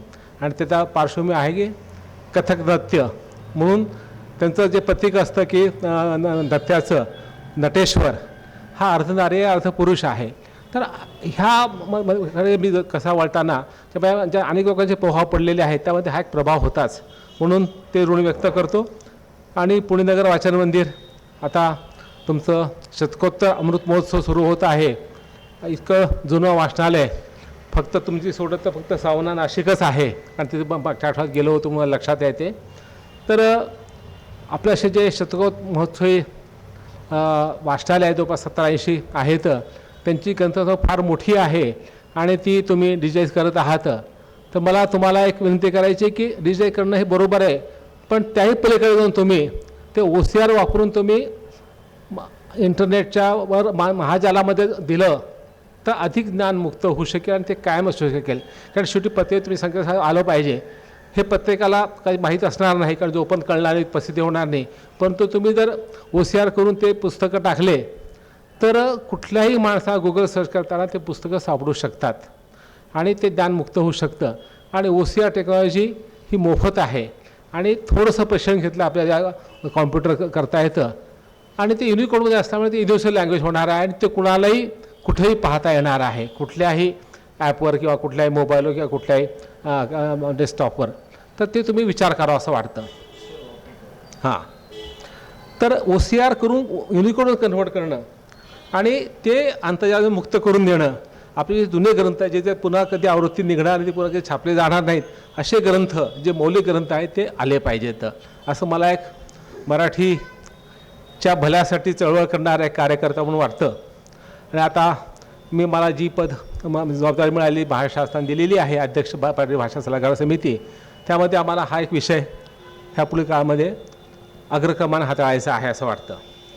तर एवढ्या पासानंतर मी एक कादंबरीवर कडे वळणार आहे. मी मूळ मराठवाड्याचा आहे आणि आमच्याकडे हिंदू मुस्लिम जे एक संमिश्र वातावरण होतं ते आमच्या वातावरणात होतं. उर्दू मला बऱ्यापैकी येतं, ते न शिकताही वातावरण मी आत्मसात केलेलं आहे. कारण आमच्या वाडवडिलात जे भाषा उर्दूच होती. माझे वडील 8वीपर्यंत उर्दू शिकले होते, मग ते 9वीला त्याला मॅट्रिक काय इंग्रजी म्हणून ते तिकडं उत्तर प्रदेश बनारसला गेले, तिथून ते शिकून मग ते नोकरी आलेले होते. जुन्याकडे अनेक डॉक्टर अनेक वकील उर्दू शिकलेले होते. त्यामुळे उर्दू ही भाषा ही आमची पण भाषा होती, ती एक मुस्लिमची भाषा नव्हती. म्हणून मला पहिलं जे भान आलं की उर्दू ही मुस्लिमांची फक्त भाषा नाही, ती भारताची आणि दक्षिणामध्ये निर्माण झालेली भाषा आहे. आणि ही भाषा हा आपला एक अभिमानपद वारसा आहे. तसं संस्कृत आपला एक वारसा आहे, अभिमानास्पद. मराठी आहे, आपल्या अभिजात भाषा ज्याला मराठा दर्जा, तामिळ असेल, तेलुगू हे मल्याळी असेल, तसा हा आपला आहे. आणि ज्या भाषेमध्ये गालिब, फैज अहमद फैज, साहिल लुधियानबे, कैफी आझमी सारखे मोठे कवी, इस्मत चुगताई, भीषम साहनी, कृष्णचंदर, राजेंद्र सिंग बेदी, के अब्बास सारखे गद्यलेखक झालेले आहे, अफसानाकार झालेले आहेत. ती भाषा आपले सर्वांची अभिमानाची असली पाहिजे. पण दुर्दैवाने आपण ती मुस्लिमाची भाषा करून आपण समजून घेतो आणि ते पण की आपण उर्दूतच शिकायचं. मराठीमध्ये आजकाल चाललेलं आहे, तिथे लोक मराठीत फार कमी शिकतात. आजही त्याला उर्दू शिकायचं असतं, ती आमची भाषा आहे. ती काय धर्माची भाषा आहे का हो? कोणाची भाषा अरेबिक भाषा आहे. पण हे सगळं जे भारतात घडत गेलेलं आहे, कितीतरी अभिराम म्हणले की बाबा हा वैयक्तिक प्रश्न आहे, वैयक्तिक व्यथावेदना आहेत, परंतु त्यामध्ये भाषिक राजकारण, धार्मिक राजकारणामुळे हे अलगाववाद निर्माण झालेला आहे आणि त्याला दोन्ही धर्माच्या लोकांनी खतपाणी घातलेलं आहे. जगामध्ये जे 8 महत्त्वाचे धर्म आहेत ते भारतातच आहेत. इतर देशी आपले हिंदू, बौद्ध, जैन आणि शीख हे भारताचे धर्म आहेत आणि 4 धर्म भारतात आलेले आहेत. धर्मीय लोक आले, तर आधी ज्यू आले, मग पारसी आले, इस्लाम म्हणजे मुस्लिम लोक आले आणि इस्लाम ख्रिश्चन लोक आलेले आहेत. म्हणजे जगातले 8 प्रमुख धर्म भारतामध्ये आज आहेत आणि ते आता भारताचे भाग झालेले आहेत. म्हणजे किती 11-12 शतकात मुस्लिम आले, तिथले राहून गेले. आता इथं त्यांचे वाडवडील, त्यांच्या 10-12 पिढ्या इथे गेले, त्यांची इथंच कबर खणली गेलेली आहे, पुरली गेली, ते बांधकाम ते आपले झालेले आहेत. परंतु त्यांचा धर्म, त्यांचा ग्रंथ वेगळा असल्यामुळे थोडा वेगळा झालेला आहे. परंतु शेवटी एक मानवी संबंध जो असतो किंवा मानवी अंतराक्षा असते ती समान असते. कारण शेवटी माणसाला जगण्यासाठी मिनटात धर्म लागत नाही किंवा धर्म आपण फारच कमी वापरत असतो. परंतु तरीही मुस्लिम लोक धर्मवेडे का किंवा कट्टर का असा प्रश्न आपला पडत असतो आणि तो काही प्रमाणात खरा देखील आहे. ह्याचं एकच कारण आहे की इतर धर्मामध्ये रेनेसेन्स नंतर प्रबोधनाची पहाट सुरू झाली. सर्वात प्रथम ख्रिश्चन बदलले. ख्रिश्चन लोक फक्त एक संडेला 1 तासभर चर्चमध्ये गेले की बाकी उरलेले 7 दिवसाचे 6 दिवस पूर्ण 24 तास आणि 7व्या दिवसाचे 23 तास हे केवळ आधुनिक म्हणून जगत असतात. हिंदूमध्ये फार गंमत आहे. हिंदूमध्ये अत्यंत प्रतिगामी, अत्यंत कर्मठ जितके आहेत तितके अत्यंत पुरोगामी, अत्यंत उदारमतवादी आहेत. आज पाहिलं तर भारतात विचार केला सर्वात जास्त आंतरधर्मीय आंतरजातीय विवाह करणारे हिंदू लोकच जास्त आहेत, हिंदू स्त्रिया जास्त आहेत. आणि ह्यामध्ये कमीपणा नाही किंवा ह्यामध्ये काही आपण धर्मद्रोह करतो असं काहीच नाही आहे. कारण धर्माचं स्थान जीवनामध्ये काही प्रमाणात नक्कीच आहे. पण आधुनिक काळामध्ये जेव्हा विवेक, मानवतावाद आणि विज्ञाननिष्ठा प्रबळ होते, धर्माचं प्रमाण कमी होत जातं आणि हे व्हायला पाहिजे. ही प्रक्रिया इतर सर्व धर्मात घडलेली आहे. पारसी घ्या, ज्यू घ्या, ख्रिश्चन घ्या आणि काही प्रमाणात हिंदू. परंतु अलीकडे पुन्हा ह्या 10-20 वर्षामध्ये हिंदू अधिक कर्मठ होत चाललेला हे आपण पाहत आहोत. त्याची कारणं पण पुन्हा राजकीय आहेत. त्यामुळे धर्माच्या बद्दल आपण लिहित असताना किंवा एका धर्मीय समाजाचे प्रश्न मांडत असताना आता ह्यामध्ये इन्शाअल्लामध्ये मुस्लिम धर्माच्या मोहल्ल्याचं चित्रण आहे, मुस्लिम कॅरेक्टर आहेत, त्यांचं जगणं आहे. पण ह्या जगण्याला कुठेतरी ह्या धार्मिक राजकारणाचा पडछाया पडलेलीच आहे. ती त्याने स्पष्ट बोलले की लोकांना ती माहीत नसेल, परंतु कुठेतरी आदर्श तो भाग असतोच मोठ्या प्रमाणामध्ये. प्रत्यक्ष जगताना आपली जाणीव नसते, आपण जगताना आपले जे दैहिक किंवा भावनिक किंवा आत्मिक जे गोष्टी आपण जगत असतो. तर माणसाला षडविकार समान असतात. माणसाला पोटाची भूक असते, देहाची भूक असते आणि समाजात राहायचं असतं आणि कुठेतरी आपला सुरक्षितता हवी असते. कारण शेवटी जगण्यासाठी आपलं कुटुंब लागतं, समाज लागतो, गाव लागतं आणि धर्मही लागतो.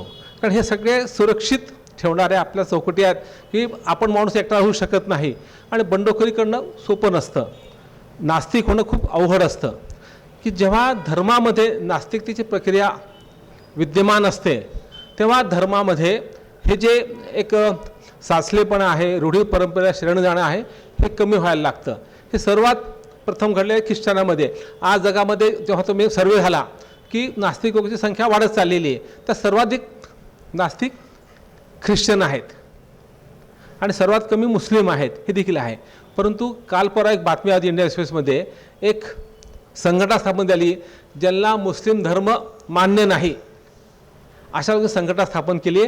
तिने आपसात चर्चा करावी आणि एकमेकाला सांभाळून घ्यावं. कारण धर्म सोडून तुम्ही धर्म नाकारणं म्हणजे अल्लाह नाकारणं. इस्लाममध्ये जी अट आहे, धार्मिक अट आहे आणि त्याला मुलामध्ये करत असतं की आपल्याला धर्म सोडून चालता येणार नाही. धर्म अल्लाह नाकारणं, अल्लाहचा प्रेषित नाकारणं, अल्लाहचं देववाणी असलेलं दैववाणी असलेलं कुराण नाकारणं म्हणजे तुम्ही काफिर होता. आणि काफिर ही शिवी आहे आणि मुख्य म्हणजे तो बहिष्कृत होणारा समाज आहे. म्हणून जेव्हा ह्यातली जमीला त्या शब्बीरला शेवटी काफिर म्हणते तेव्हा ती एका अर्थानं तिची एक मानवतावादी दृष्टिकोनातून एक धर्म सोडून धर्माच्या पलीकडे होणारी वाटचाल सुरू झालेली आहे आणि ही प्रत्येक समाज होत असते. फक्त प्रमाण ह्याचं थोडं कमी आहे, ही खंत आहे. माझी कथा 2-3 वर्षांनी साप्ताहिक सकाळी आली होती. एका नास्तिकाचा जन्म. तामिळनाडूमध्ये पेरियार आंबेडकर संघटना आहे. पेरियार स्वामी ह्यांनी सांगितलं की देव नाही, देव नाही. मग त्या लिहिलं, त्यांच्या पुतळ्याखाली लिहिलं आहे, देव नाही, देव नाही, देव नाही. आणि जो म्हणतात देव आहे तो शतमूर्ख आहे, असं तिने आपल्या पुतळ्याखाली लिहायला सांगितलं होतं. आज त्याचा वाद होतो, परंतु लोकांनी ते स्वीकारलेले आहे. आणि ह्या पेरियार आंबेडकर संघटनेमध्ये अनेक मुस्लिम आहेत. असा एका मुस्लिम माणसाचा त्यानं सांगितलं की मला धर्म मान्य नाही, मी नास्तिक आहे. त्यानं एक फेसबुक पोस्ट टाकली आणि त्याचा नंतर खून झाला. त्याचे वडील धार्मिक होते. त्यांनी म्हणले की माझा मुलगा तर एक चांगला माणूस होता, त्यानं कोणाला दुखवलं नाही, लोकांना मदत केलेली आहे, धर्म म्हणजे माणसं असतील. मग तो केवळ अल्लाह मानत नव्हता किंवा म्हणला की मला ते मान्य नाही की मला काही प्रश्न आहेत, तर त्या जगाचा अधिकार नाही का हा प्रश्न. आणि जर त्याला त्याला जर तो मान्य करायचं तर मला पण तुमचा धर्म मान्य, मी पण नास्तिक होतो, असं त्याने एक कुठेतरी उद्वेगानं म्हणल्याचं बातमी वाचली. मी कथा लिहिली आणि विचार केला की नास्तिकत्व हे इस्लाममध्ये का मान्य केलं जात नाही. कारण धर्माचं रूढीपणामध्ये जास्त वर्चस्व आहे, त्यामुळे तिथला संघर्ष हा खूप जास्त आहे. आता या कादंबरीमध्ये एक प्रसंग आले, रक्तदान करायचा. ईदच्या दिवशी आपले शमशुद्दीन तांबोळी पुण्याला दरवर्षी ईदच्या दिवशी हा कार्यक्रम करतात. तर मी 2-3 वर्ष गेली जात आहे, फक्त यावर्षी तो झाला नाही किंवा मला जाता आला नसेल कदाचित. आणि म्हणतात की हे आपण केलं पाहिजे. आणि त्यावेळी काय दाखवलं की महिलांनी रक्तदान करायचं. त्या हॉलमध्ये पुरुष आहे, स्त्रिया तिथं ते कॉटर झोपणार, ते हात करणार, रक्त करणार. ह्या वागणं आपलं पसंत नाही, याला पसंत असं म्हणतो. त्यावरून तो संघर्ष होतो. म्हणजे उत्तर काहीच नसतं की तो म्हणतो शेवट की हे असंच व्हायला पाहिजे. त्यात त्याने असं एक दिलेलं आहे,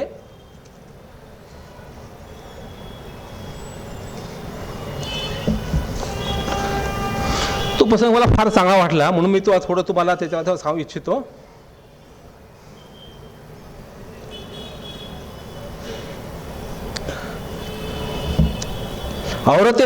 औरतें भी खून देगी, ऐसा तो प्रश्न विचारतो. क्यों, क्या प्रॉब्लम है? मुंह उठा के पूछते हो, औरत इधर सोएगी, सब उसको देखेंगे ना. हाँ, अच्छा लगता है क्या? यहाँ इस्लाम में बदन ढकने का हुक्म है, इधर बिस्तर पर सारी दुनिया के सामने सोएगी वह, असा तो प्रश्न होतो. नहीं, औरत का खून देना गैर इस्लामी आहे.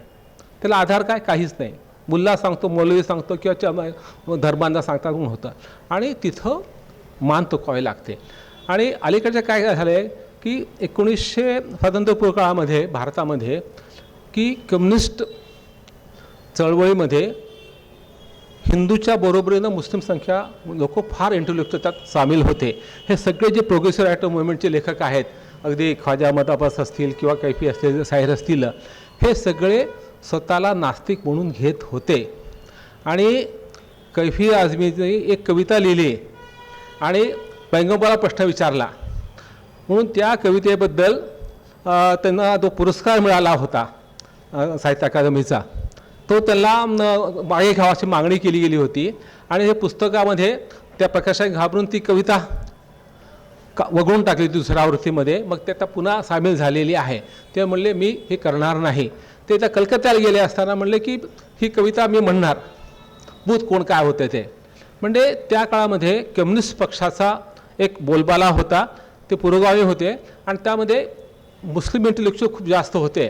आणि त्यामुळे त्या काळामध्ये जी एक धार्मिक सुधारणा म्हणा किंवा नास्तिकतेची परंपरा, नास्तिकची परंपरा म्हणजे काय आहे की धर्म सुधारणा, की धर्मामध्ये राहून देखील आपल्याला धर्म वागता राहील का.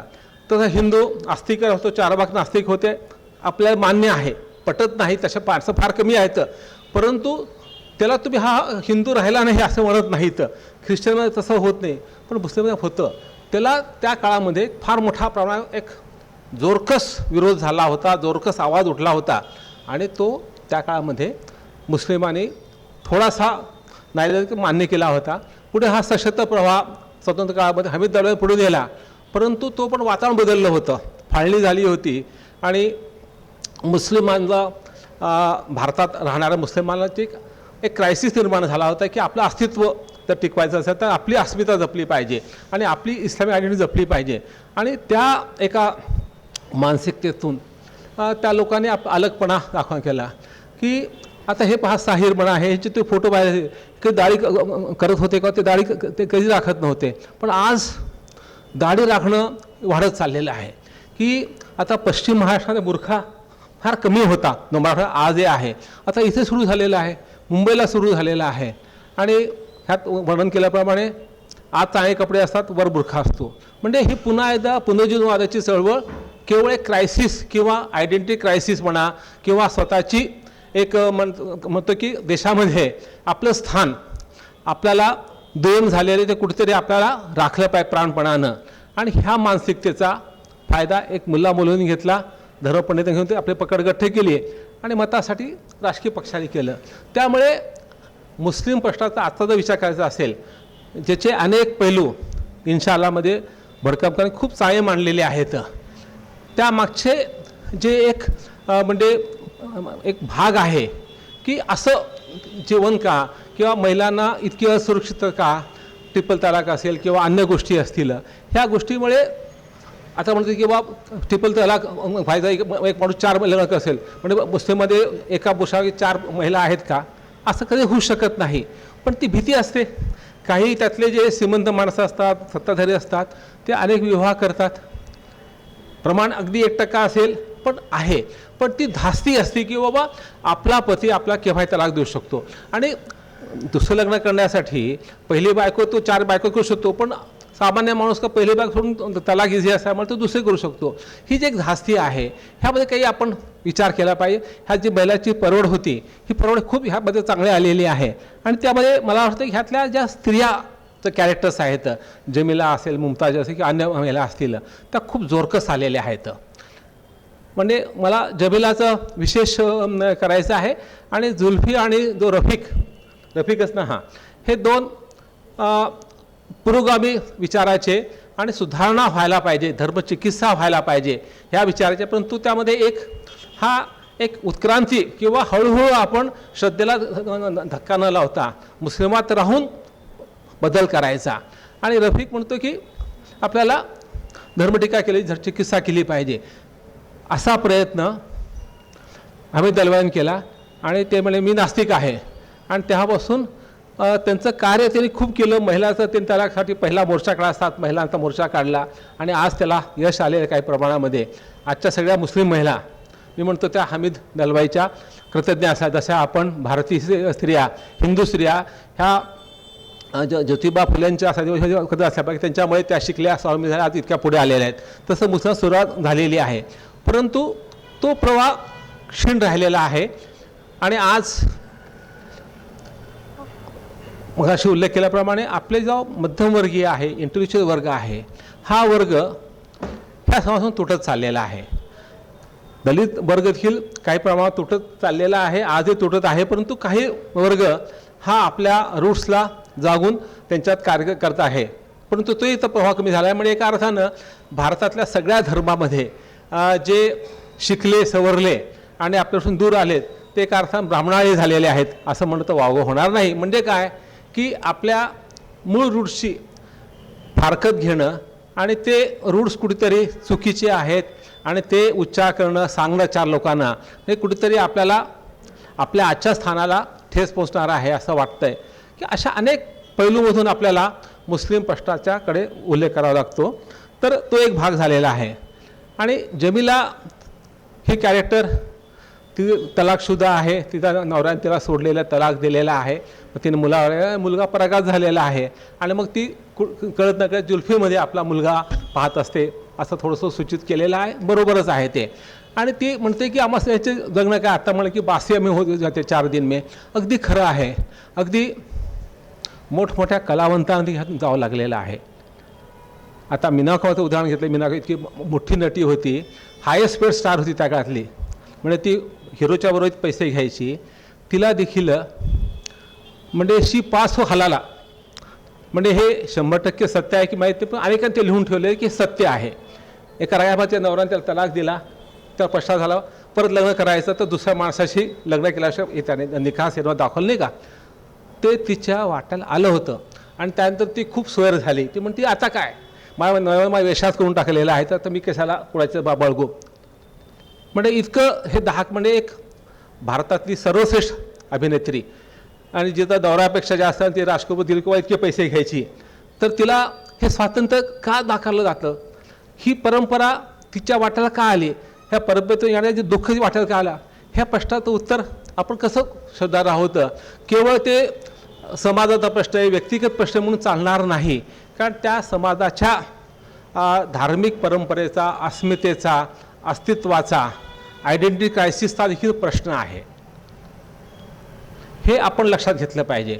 गुजरात दंगलीनंतर जे घडलं त्यावर मी कथा लिहिली होती एका अस्वस्थ उदाहरणाशोध, की एक अहमदाबादचा एक चांगला व्यापारी आहे, त्याचे मोठा मुलगा इंग्रजी माध्यम शिकून मोठा झालेला आहे, बिझनेस करतो आहे, आणि त्या धाकट्या मुलाला हौसेने इंग्लिश शाळेत दाखवलं आहे.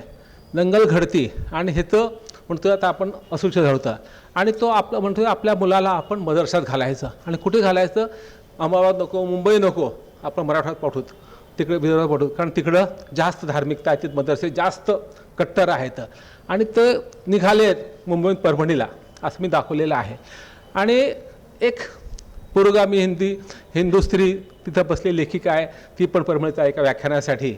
आणि मग ते गप्पा गोष्टी सुरू होतात आणि तो बाप दुसऱ्या डब्यात जातो त्याचे काय मित्र भेटायला, आणि हा मुलगा त्याला ते पायघोळ जागा घातलेला असते, पायदेसा घासा आहे, तो काढून टाकतो. त्याच्या आत जीनची बॅगी पॅन्ट असती, टी शर्ट असतो रागीबेरंगी, आणि मग तो आणि हिचा त्या लेखिकेचा मुलगा दोघांमध्ये काय हिंदी गाण्यावर डान्स करतात. ते डान्स रंगात येतो, सगळे टाळ्या वाजवत, तो बाप येतो आणि मुलाला थोबाडीत मारतो आणि तो परत कफी चढवतो. म्हणजे तुम्ही प्रश्न तुमचा खरा आहे की तुमचं आयडेंटिटी क्रायसिस आहे, पण हे उत्तर अधिक कट्टर होणं हे कितपत योग्य आहे असा मी त्यात प्रश्न मांडण्याचा प्रयत्न केलेला आहे.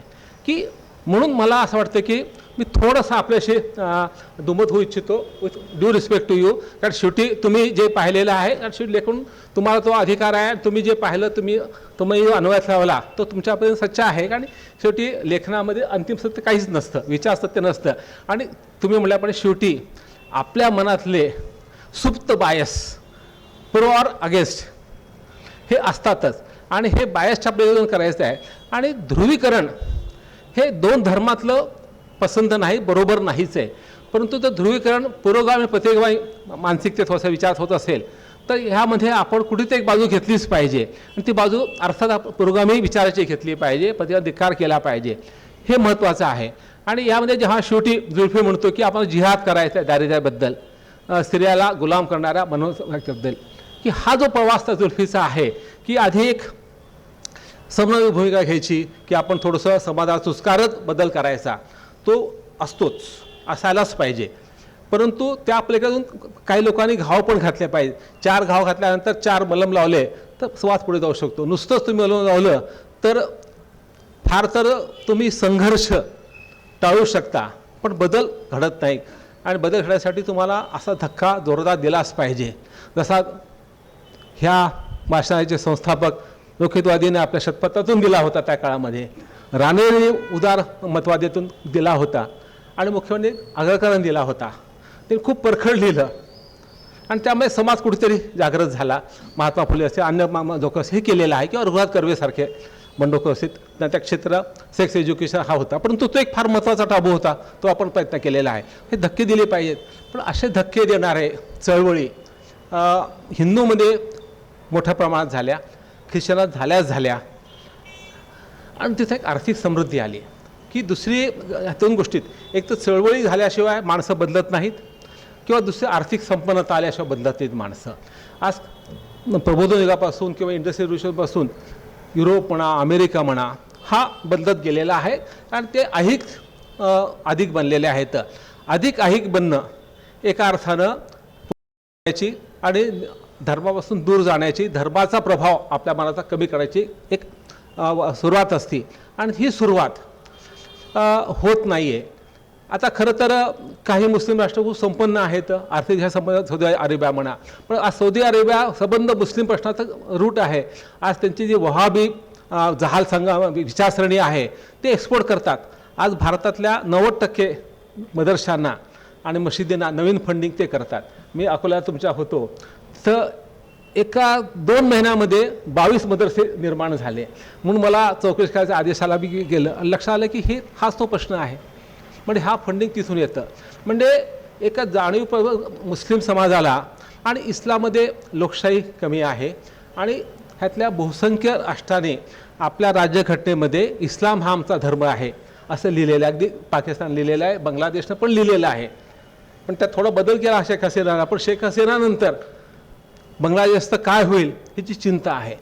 आणि या पार्श्वभूमीवर भारतामध्ये अलीकडे जे हिंदुत्वनिष्ठ लोकांचा एक फॅनाटिक प्रवास सुरू झालेला आहे, तो ॲक्शनला रिॲक्शन आहे का? तर तो काही प्रमाणात असेल. परंतु जिथं 80% हिंदू आहेत त्यांनी इस्लाम घाबरायचं की 700 वर्षापूर्वी मोगला राज्य केलं असेल, ठीक आहे ना, तो इतिहास झाला. आज काय आहे? आज तो 80% आहेत आणि 70 वर्षामध्ये तुमची लोकसंख्या कमी झालीच नाही आहे, मुस्लिमांची वाढलेली नाही आहे. जेव्हा म्हणतात की हरिद्वार संमेलन की आता 2029 साली मुस्लिम पंतप्रधान होणार, कसं शक्य आहे सांगा ना? की तुम्ही 70-80% 80 कोटी हिंदूला डावलून कसं होऊ शकेल? हिंदूंनी मनानं ठरवलं तर मुस्लिम पीएम होऊ शकेल, जर मुस्लिम राष्ट्रपती झाले होऊ शकेल. तो एक लोकशाहीचा प्रक्रिया, लोकशाहीमध्ये गुणवत्ता पाहिली आणि एक स्थान पाहिलं तर होऊ शकतं. परंतु हा शेवटी प्रश्न ह्याच्यात 2-4 पाहिजे. एक तर सुधारणेचा अभाव किंवा सुधारण्याची चळवळ सुरू झाली तर ती हाणून पाडायची. आज मंडळ चळवळ आपले शमशेर तांबोळी खूप नेटान चालवतात, पण प्रतिसाद किती आहे हा कमी आहे. मला वाटतं की मुस्लिम समाज खऱ्या अर्थात बदलला असेल आणि बदलायची शक्यता मला दाट वाटते ती त्या स्त्रियांमुळे. अगदी पहिलं उदाहरण लढा दिला पोटगीसाठी, तिथपासून ते शायराबानूपर्यंत झाल्या, ते ट्रिपल तलाक आलेले आहे. म्हणजे आज सर्वात जास्त आवाज उठवणाऱ्या स्त्रियाच आहेत मुस्लिमांमध्ये आणि हे खूप सुचिन्ह आहे. आणि ह्या सुचिन्हाची त्यांनी विचार किती केला आहे माहीत नाही, परंतु त्यांची जमिलाचा जो प्रवास आहे तो तसाच झालेला आहे. कारण शहाबानू तशीच होती, एक सामान्य बाई होती, तिचा नवरा प्रॅक्टिस करणारा, हायकोर्टात प्रॅक्टिस करणारा वकील होता आणि तिला किती 50-100 रुपये पोटगी दिली होती. 125 रुपये तेव्हा रेट होता आणि ह्याची प्रॅक्टिस लाखोची होती. तो देऊ शकला असता, पण तो सुप्रीम कोर्टात गेला आणि त्यानं त्याला अपयश आला आणि तो कोर्ट आल्यानंतर तो बदलला गेला, हे झालेलं आहे. आज धार्मिक ध्रुवीकरण राजकारणाशी केल्यामुळे मुस्लिमांचं जे एक असुरक्षितता वाढत चाललेली आहे आणि ही असुरक्षितता वाढत चालली असेल तर मुस्लिममध्ये पुरोगामित्व कसं येणार, तिथं प्रबोधन कसं येणार प्रश्न आहे. जेव्हा तुमच्या अस्तित्वाचाच प्रश्न उभा होतो, जेव्हा तुम्ही आयडेंटिटी क्रायसिस होतो आणि आम्हाला दुय्यम तुम्ही लेखता CA असेल NRC असेल तर तो एक मोठा प्रश्न निर्माण झालेला आहे. आणि ह्याचा कळत परिणाम म्हणजे मुस्लिम लोक हे अधिक धर्माकडे वळ चाललेत आणि आपला मुल्ला, आपला मुल्लवी, आपला जो काझी आहे हा आपला तारणहार आहे, तो सगळं केलं पाहिजे, एक बात धरून राहिलं पाहिजे आणि सुद्धा चळवळ आपण फटी बंद केल्या पाहिजेत. तर ह्याचा अर्थ असा आहे की हा जो बहुसंख्य हिंदू समाज आहे, राज्यकर्ता वर्ग आहे, राज्यकर्ता सांगण्याची गरज आहे तुम्हाला. आजचे जे राज्यकर्ते आहेत गेले 7 वर्ष देश राज्य करणारे, हे निवडणूक जिंकण्यासाठी धार्मिकता हे आपल्या खांद्यावर टीसारखं मिरवत आहेत. आणि हे करत असताना तुम्ही एका समाजाला पूर्ण राईट ऑफ करता की आम्हाला तुमच्या विना निवडून येता येतं. 80-20 80-20चा अर्थ काय होतो, आम्ही 80% होतो, आम्ही 80% मतं त्यातले दिले 50 लोकांनी 80% बदले तरी आम्ही निवडून येऊ शकतो. आज एकही मुस्लिम आमदार खासदार लोकसभा किंवा निवडून आलेला आहे का भाजपमध्ये? नाही आहे. हे कारण काय दिसतं की या सर्व गोष्टीमुळे प्रश्न खूप गुंतागुंत झालेला आहे. त्या ह्याची जी चर्चा आहे हिंदू मुस्लिम तरुणांची आपसातली, ती चर्चा उद्बोधक आहे. परंतु त्या पलीकडे जाऊन देखील जी धर्मचिकित्सा व्हायला पाहिजे, मग हमीद दरम्यान केली होती किंवा आपल्या धर्मकुंकरांनी मुस्लिम प्रश्न केली होती, तर ती अधिक मूलगामी आहे. आणि त्या सर्वांचा कुठेतरी अशा इस्लाम च्या लोकांचं जगणं आपण रेखाटताना विचार केलाच पाहिजे असं वाटतं. किंवा ती कमतरता होईल किंवा त्यांच्या जगण्याचा जो अन्वयार्थ आहे ते असं का वागतात, हा जर प्रश्न पडला, ह्याचं उत्तर आपल्याला नीट सापडू शकत नाही. ते सापडायचं जर असेल तर आपल्याला ह्या गोष्टीचा विचार केलाच पाहिजे. प्रबोधनाचा अभाव आहे, गरिबी आहे, आयडेंटिटी क्रायसिस आहे आणि आता आपण राजकारणातून समाजकारणातून दखलपात्र राहिलो नाहीत आणि आपल्याला अगदी भिंतीपर्यंत चेपलेलं आहे. आता पलीकडे भिंत पडली तर मी माहीत होत अशी अवस्था आलेली आहे. तर ही धोक्याची निशाणी आपल्या हिंदू लोकांसाठी आहे. भिंतीला चेलेला माणूस तर उद्या किती काळ संपतील, 1 2 3 4 8 9 10 11 उठेल, 12 उठेल, 20 कुठले तुम्ही राईटअप करणार आहात, त्यांना कुठला देश आसरा देणार आहे का, त्याला तुम्ही अरबी समुद्रामध्ये किंवा बंगाल समुद्रात बुडवणार आहात का, ह्याचा आपण विचार केला. त्याला आपण शिक्षण दिलं नाही, त्यांच्या स्त्रियांना आपण रोजगार दिला नाही आणि त्याला प्रोत्साहन दिलं नाही, तर हा समाज असा राहिला अशिक्षित तर धार्मिक विद्वेष आणि आंतरराष्ट्रीय जे इस्लाम देशांचं राजकारण आहे, जहाल दहशतवादी, त्याला बळाव मिळेल आणि त्याचा रिॲक्शन भारतात होईल. आणि ही आपल्या परवडणारी का आज काश्मीरमध्ये काय चाललेलं आहे की मुस्लिम रॅडिकल होत चाललेले आहेत देशामध्ये. आजही 99.99% लोक शांततावादी मुस्लिम आहेत. इथं अजून ISISचा प्रभाव पडलेला नाही. एक फक्त मुलगी पुण्याची गेली होती, ती परत आली, आपण आणलेलं आहे, आपण करतात. काश्मीरमध्ये यश मिळते कारण तिथं पाकिस्तान आहे आणि इतर त्याला राजकीय कारणं आहेत त्याला, त्यामुळे ते होत नाही आहे. तर काश्मीरचा प्रश्न आपल्याला आज निम्म सैनिक आपल्या काश्मीर गुंतून पडलेला आहे गेले 70 वर्ष. त्यामुळे भारतासारख्या देशामध्ये हे परवडणार आहे का, हे सगळे प्रश्न मला ही कादंबरी वाचताना पडलेले आहेत, ह्या निमित्तानं पडलेले आहेत. त्यात शेवटी 1-2-3 तुम्हाला त्यांचे ते सांगतो. जे रफिकचे विचार आहेत ते विचार म्हणजे हमीद दलवाईचे असतील किंवा आपल्या त्याच्या तांबुळींचे असतील, हे विचार खुलेपणानं स्वीकारणारा समाज मुस्लिम कसा निर्माण होणार. ते असं म्हणलेलं आहे की आपल्या देशात शिक्षणाचा आणि शाळेसंबंध आहेच कुठे. अहो, हजारो वर्षापूर्वी लिहिलं पुस्तक आज काय कामाचं. उठा जरा, डोळे उघडा, जग कुठे चालले, आम्ही कुठे चाललो आहे. नसत्या कल्पना डोक्यात भरून या पोरांना वापरून घेतात. कसली जनता आणि कसले कायमत, कसला जिहाद, हे सगळं आउटडेटेड झालेलं आहे. हे आउटडेटेड झालेलं आहे. हे ख्रिश्चनांनी स्वीकारलेलं आहे, हिंदूनं बऱ्यापैकी स्वीकारलं होतं, परंतु पुन्हा आपल्या हिंदू लोकांना वेडेपणाची लहर आली असं मी म्हणतो. माफ करा तुम्ही मी कोणा दोखत असेल तर. आपण पुन्हा पुराणाकडे चाललेले आहोत आणि पुन्हा एकदा आपण अवैज्ञानिष्ठ होत चाललेल्या होतं.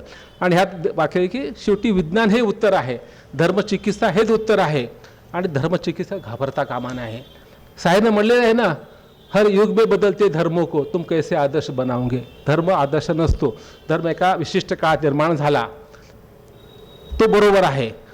तो त्या काळच्या त्यांचे जे धर्माचे वाहक होते, मुल्ला मुली किंवा ऋषी पंडित असतील, ह्याने तो अर्थ सांगितला आणि आपली सत्ता राहावी, पुरोहितशाही कायम राहावी, मौलवीशाही कायम, म्हणून त्यांनी काही परंपरा रूढी निर्माण केल्या आणि त्या आपण बदलू शकतो. आणि इथं महात्मा गांधींना मला फार मोठेपणा वाटते की महात्मा हे अतिशय निर्भय धर्मचिंतक होते. ते स्वतः हिंदू धर्म म्हणून घ्यायचे, पण माझा हिंदू धर्म तुम्ही म्हणता तसा नाही आहे, माझा हिंदू धर्म सहिष्णू आहे, हिंसेला त्यात स्थान नाही आहे, माझ्या धर्मामध्ये अहिंसा हे तत्त्व आहे, जे जैनाचं आहे पण आमचं पण आहे. आणि ते म्हणायचे की प्रत्येक धर्म हा सत्य धर्माचा शोध घेणारा आहे, फक्त मार्ग भिन्न आहेत आणि प्रत्येक धर्मामध्ये जे पुटं चढलेली आहेत त्या रूढी परंपरा निर्माण त्या कमी व्हायला पाहिजेत. पण महात्मा गांधीनं ज्या पद्धतीनं सांगितलं ते तो खरा मार्ग आहे. परंतु आज भारतामध्ये अनेक कारणाचे कारण खूप जास्त आहेत, मी सांगणार नाही, परंतु मुस्लिम लोक आयडेंटिटी क्रायसिसमुळे, असुरक्षिततेमुळे अधिक धार्मिक, अधिक कट्टर होत चाललेले आहेत त्याचा तरुण वर्ग. आणि त्याचबरोबर निवडणुकीच्या राजकारणासाठी आणि हिंदू राष्ट्र जे कधीही भारतात अस्तित्वात येऊ शकणार नाही त्यानं पछाडून आपल्यातले काही लोक जे प्रयत्न करत आहेत ते प्रयत्न सफल होणार नाहीत. पण मधल्या काळामध्ये भारताची जी हानी होणार आहे ती हानी खूप जास्त असणार आहे. आणि ह्या सर्वांचा आपण अतिशय गांभीर्याने विचार केला पाहिजे. आणि हा विचार करण्यासाठी हे पुस्तक आपला प्रवृत्त करते किंवा मला तर प्रवृत्त केलं. कादंबरीबद्दल खरं बोलता येईल, पण कथाना त्यांनी बऱ्याचशा सविस्तर काय पॅक्टर सांगितलेलं आहे, मी पण बरेचसे मुद्दे आणले होते, पण तुम्ही त्या भाषेचं सांगितलेलं आहे, तुम्ही मुताज सांगितलं आहे, तलाकचं, म्हणजे स्त्रिया तलाक ते खुला देतात, पुरुष तलाक देतो, स्त्रिया खुला देतो. पण त्यात ते पुन्हा कसं पुरुषाला पूर्ण अधिकार, कारणं द्यायचे नाही, पण स्त्रियांनी खुला का द्यायचा ह्याचे कारणं द्या, काळजी समोरच द्या आणि काळजीनं मान्य केलं पाहिजे. ह्या दोन अटी. त्यामुळे स्त्रियांना स्वतःहून खुला म्हणजे तलाक देता येत नाही, कारण धर्मात दिलेलं आहे, परंतु ते मुल्ला मुलं मान्य नाही, कारण आपली मालकी कमी होती ना स्त्रियांवरची, अधिकार कमी होतो ना. ठीक आहे, खुला आहे ना, आम्ही क्वेश्चन करत नाहीत, पण परंपरा निर्माण केली. ठीक हो, हमारा खलिफा ने कहा है, ते 4 खलिफा पैगंबर त्यांनी काय असं प्रश्न मिळतो की काय की तू कारण सांग बाबा. पुरुषाने कारण सांगायचं नाही, तो पोस्टाने सांगू शकतो, फोनवर तलाक देऊ शकतो, तीनदा काही कारण सांगायची गरज नाही आहे. पण स्त्रियांनी कारण सांगितलं पाहिजे आणि काळजीही समोर सांगितलं आणि काळजीला ते मान्य असलं पाहिजे. काळजी बाबा मान्यच नाही, माझी कथा खुला नावाची हेच दाखवण्याचा प्रयत्न केलेला आहे. पण हे खूप दुर्मिळ आहे. तर ही मुमताज म्हणा, ही जमिला म्हणा, जेव्हा जमिला जसं म्हणतात ना की शामेचा अंकुर सिनेमामध्ये तो मुलगा शेवटी दगड मारतो किंवा सॅडो दगड मारतो, तसं जमिलाचं ते वाक्य ते त्या शबीरला काफिर म्हणते, तो एक दगडच आहे त्या धर्मावर फेकलेला. आणि त्या दगडाचं आपल्याला एक चळवळीत रूपांतर कसं करता येईल ह्याची कुठेतरी शक्यता रफिकमुळे, कुठेतरी त्या जुल्फीमुळे निर्माण झालेली आहे. आणि हे आपल्याला भान दिलेलं आहे. एका आता शेवटी आपण इस्लाम लिहिण्यात आपण हिंदू धर्माचे आहोत, अभिरामध्ये आहेत, पण एका चांगलं केलेलं आहे. पण ही कादंबरी कोल्हापूरपेक्षा औरंगाबाद, नांदेड किंवा मुंबईच्या भिंडीवर घडली असती, कारण तिथं हे दंगली घडलेले आहेत. असे कोल्हापूरला परंपरा नाही. औरंगाबादला बाबरी मशीदमध्ये तेव्हा मी ADM होतो आणि तिथं फायरिंग माझ्यासमोर झालेली आहे, मला ते ऑर्डर द्यावी लागलेली आहे, मोर्चे काढलेले आहेत, पाहिलेले आहेत. तिथं परभणीला, नांदेडला हे मी पाहिलेलं आहे. मुंबईला हा आपण पाहिलेला आहे, कारण तिथं हा संघर्ष खूप जास्त तीव्र आहे. हा अतिरिक्त पश्चिम महाराष्ट्रामध्ये थोडं पुण्यामध्ये जर्मन बेकरी गालबोट लागलं होतं, पण बाकी सातारा, सांगली, कोल्हापूर हा आणि सोलापूर देखील बऱ्यापैकी शांत आहे. पण औरंगाबाद ते नांदेड, मराठवाडा, मुंबई, आता अमरावती नवं सेंटर निर्माण झाले परवाच्या त्या दंगलीमध्ये, हे आपण पाहिलेलं आहे. तर ह्याचा आपण विचार केला पाहिजे असं वाटतं. आणि म्हणून इस्लाम धर्माचं चित्रण त्यांच्या साहित्यात आलं पाहिजे. वैचारिक लेखनात आलं पाहिजे, पण वैचारिक लेखनात कादंबरी वाचणारे लोक असतात, हे वाचून आपल्याला इस्लामच्या लोकांबद्दल थोडंसं माहिती झाली, ते कसं जीवन जगतात, त्यांची कथानकता म्हणा, परंपरा म्हणा, हे आपलं भान आलं, तर आपण त्याला एक माणूस म्हणून पाहावं, त्यांच्या धर्माच्या पलीकडे जाऊन पाहावं आणि त्यांच्यावर राग, त्यांच्याबद्दल एक संशय बाळगण्यापेक्षा त्यांच्याबद्दल एक अनुकंपा, एक सहानुभूती ही जर आपण मानवतेला घेतली तर सामान्य माणसं एक नक्की करू शकतात की आपलं जर वागणं अगदी मैत्रीपूर्ण असेल, एक मानवी अंगानं असेल, तर मुस्लिमांचं जे आज वाटणं असुरक्षित आहे ती खूप कमी होऊ शकते. शेवटी आपण 80% लोक ह्यातल्या आता मुस्लिम 20% आपल्या 20-30 कोटी हिंदू लोकांनी सहज व्यवहार केला, मुस्लिमाशी माणूस म्हणून मदत केली, त्यांचे दुःख जाणून वाटून घेतले, त्यांच्या आनंदात सामील झालात, त्यांच्या दुःखात तुम्ही सामील झालात, जनानामध्ये सामील झालात, खांदा दिला त्या कबरीला, एक मुरभण माती टाकली त्या कबरीमध्ये दफन करताना, तर हे होऊ शकतं. आणि ह्यासाठी आपण हिंदू लोकांनी अधिक मुस्लिमाबद्दल सहानुभूतीनं आणि कुठलाही बायस न बाळगता पाहायचा प्रयत्न केला पाहिजे. आणि असा प्रयत्न करणारे अभिराम भडकमकर आहेत. ह्या कादंबरीमध्ये कुठेही दया म्हणून त्यांनी पाहिलं नाही, त्यांचं जीवन त्यांनी रेखाटलेलं एक लेखक म्हणून मानवी अंगाने रेखाटलेलं आहे. आणि ते रेखाटा चर्चा आलेली आहे, प्रश्न आले, कारण शेवटी ते जगण्याचे प्रश्न आहेत ना. ट्रिपल तलाक हा काही पॉलिटिकल इश्यू नाही आहे, तो मुस्लिम स्त्रियाच्या जगण्याचा प्रश्न आहे, तिच्या अस्तित्वाचा प्रश्न आहे, तिच्या असुरक्षेचा प्रश्न आहे, किंवा धर्मसुधारणा असतील, की कोरोनाबद्दलचं काही मत असेल, रक्तदान शिबिर पासून ते साहित्य संमेलन तुम्ही जो पट घेतलेला आहे, हे सर्व त्याला नको आहेत का? आहेतच ना. आजही मुस्लिमामध्ये उत्तम मराठीमध्ये किती लोक आहेत, आमचे फर्मशाह आहेत.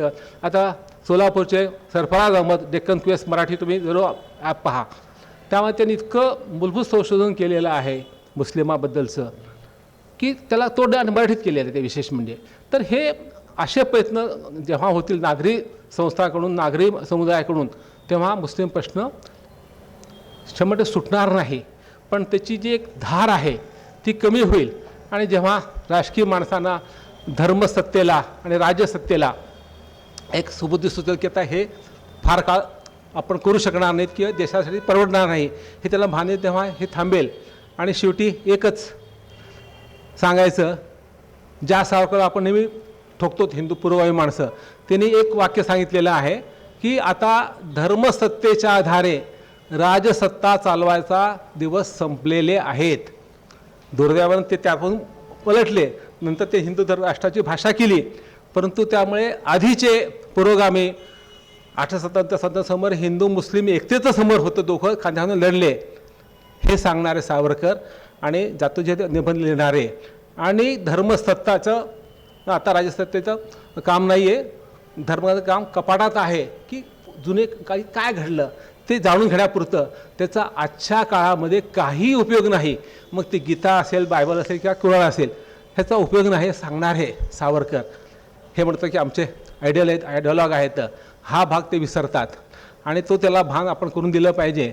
आणि खऱ्या अर्थानं ह्या देशामध्ये हिंदू मुस्लिम एकता यायची असेल तर आपला गांधी मार्ग स्वीकारला पाहिजे. ईश्वर अल्लाह तेरो नाम सबको सन्मती दे भगवान, हेच महत्त्वाचं आहे. आणि शेवटी माणसानं माणसासारखं केलं पाहिजे, लिव्ह अँड लेट लिव्ह, माणसानं माणसावर प्रेम केलं पाहिजे, जात धर्म लिंग प्रांत भेद न पाहता. आणि त्या इतकी सुंदर गोष्ट कुठली नाही आहे. आणि हा भारतीय समाज हा सहिष्णू होता, राहील. तर आज आपल्या सहिष्णुपदावर थोडंसं प्रश्नचिन्ह लागलेले आहेत.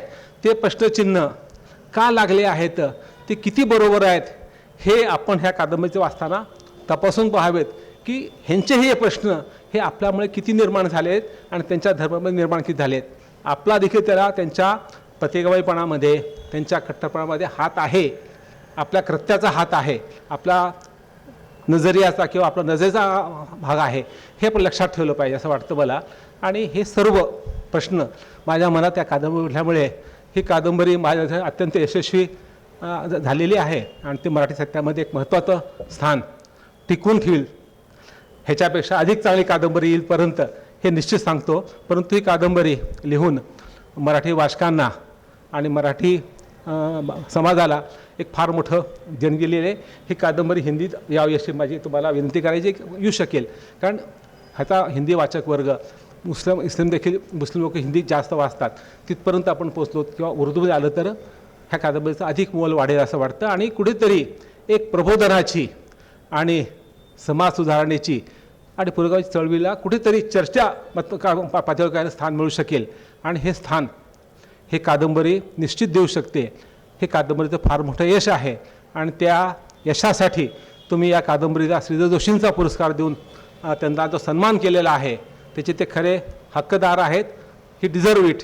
त्याबद्दल त्यांचं अभिनंदन, आणि तुम्ही एका चांगल्या कादंबरी निवड केल्याचं तुमचं अभिनंदन. ह्या निमित्तानं मला थोडंसं बोलता आलं. कादंबरीच्या निमित्तानं एक हा हिंदू मुस्लिम किंवा मुस्लिमच्या कट्टरतेचा प्रश्न काही म्हणता हे खूप स्वैर होतं, खूप काही विस्कळीत बोललो असेल किंवा खूप नुसते मुद्दे मांडून सोडून दिले असतील. ह्याचे अनेक पैलू आहेत, काही पैलू मांडण्याचा प्रयत्न केलेला आहे, संपूर्ण नाही आहे, परंतु ह्याचा आपण अभ्यास केला पाहिजे आणि हिंदू समाजानं अधिक अभ्यास केला, कारण शेवटी आपल्याला त्यांच्यासह जगायचं आहे. त्यांच्या विना आपण जगू शकणार नाहीत. आणि आपली भारताची जी संस्कृती आहे, बहुभाषिक जी परंपरा आहे, ही गंगा जमुना जी तहजीब आहे, ती तहजीब जर अक्षुण्ण राखली नाही तर देशाचा जो सेक्युलर फॅब्रिक आहे तो विस्कळला जाईल. आणि तो जो विस्कळला गेला तर भारताचं अस्तित्व कदाचित विस्कळीत होऊ शकेल, डळी होऊ शकेल, अशी मला एक भीती वाटते. ही भीती आपण व्यक्त प्रयत्न केलेला आहे. पुन्हा एकदा आपण आपल्या सर्वांचं अभिनंदन करतो आणि थांबतो. धन्यवाद. धन्यवाद सर. अत्यंत अभ्यासपूर्ण असे विचार आपण व्यक्त केलेत. मला असं वाटतं एक अध्यापनशास्त्रामध्ये ऑफ टीचिंग म्हणजे न्यायतत्वशास्त्रीय अन्वेषण प्रतिमान अत्यंत महत्त्वाचं प्रतिमान आहे. त्याचं वैशिष्ट्य असं आहे की ते लोकशाही जिथे जिथे अस्तित्वात आहे त्या ठिकाणी प्रतिमान वापरता येतं. म्हणजे जे गव्हर्नमेंटचे 3 फॉर्म्स आहेत, काय मोनार्चियल सिस्टीम आहे, डेमोक्रॅटिक आहे आणि ऑटोक्रॅटिक आहे, कधी मिलिटरी रूल असेल. तर यापैकी डेमोक्रेसीमध्ये मॉडेल वापरलं जातं. आणि 1965मध्ये हार्वर्ड विद्यापीठाने त्यांचा जो सोशल स्टडीचा प्रोजेक्ट होता त्याचा आउटकम म्हणून हे मॉडेल आहे. हे इथे उल्लेख का केला, कारण एकाच प्रश्नाचा अनेक अंगांनी विचार करणं आवश्यक आहे हे त्या मॉडेलद्वारे शिकवलं जातं. मला वाटतं याचा एक छोटासा वस्तुपाठ आपल्याला आजचे पुरस्कारार्थी आणि प्रमुख पाहुणे या दोघांच्या वक्तव्यातनं त्यांच्या मनोगतातनं आपल्याला मिळालेलं आहे. ही एक मला वाटतं बौद्धिक पर्वणीच आहे आपल्यासाठी. ज्यावेळी एकाच प्रश्नाचा अनेक अँगलनी विचार होतो त्याचवेळी लोकशाही दृढ होत असते. धन्यवाद. आपल्या दोघांनाही धन्यवाद. आणि मला वाटतं आता देशमुख सरांनी जे उद्दिष्ट ठेवलं आहे किंवा जे सांगितलं शेवटी की धर्मसत्तेच्या आधारे राजसत्ता चालवता येणार नाही, म्हणजे धर्मसत्ता आणि राजसत्ता वेगळ्या झाल्या पाहिजेत. मला वाटतं ग्लोबल लेवलला जर झालं तर निश्चितच फक्त मानवतावाद शिल्लक राहील आणि अंतिम उद्दिष्ट साध्य होईल. धन्यवाद सर. फक्त सरांनी त्यांच्या सुरुवातीला मनोगतामध्ये जो उल्लेख केला त्याविषयी मी थोडक्यात एक निवेदन करतो की त्यांनी सांगितलं की जे डिजिटायझेशन होतं आहे त्याला OCR युक्त असावं. तर हे आम्ही जे करतो आहे ते युनिकोड आणि OCR एनेबल्ड असलेलं डिजिटाईज पुस्तकं आहेत आणि मला वाटतं ती कम्प्लिटली सर्चेबल आहेत. फक्त आमच्या व्यक्तिगत संकेतस्थळाचा थोडासा टेक्निकल प्रॉब्लेम असल्यामुळे केली सर. म्हणजे OCR असलेलीच पुस्तकं आपण अपलोड करतो आहे.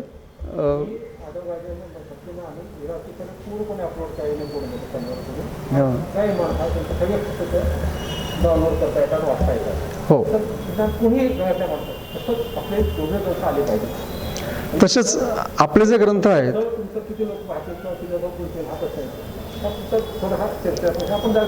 हो पण OCR युक्तच आहेत आपली पुस्तकं आणि युनिकोड युक्तच आहेत ते आणि पब्लिक डोमेनमध्ये.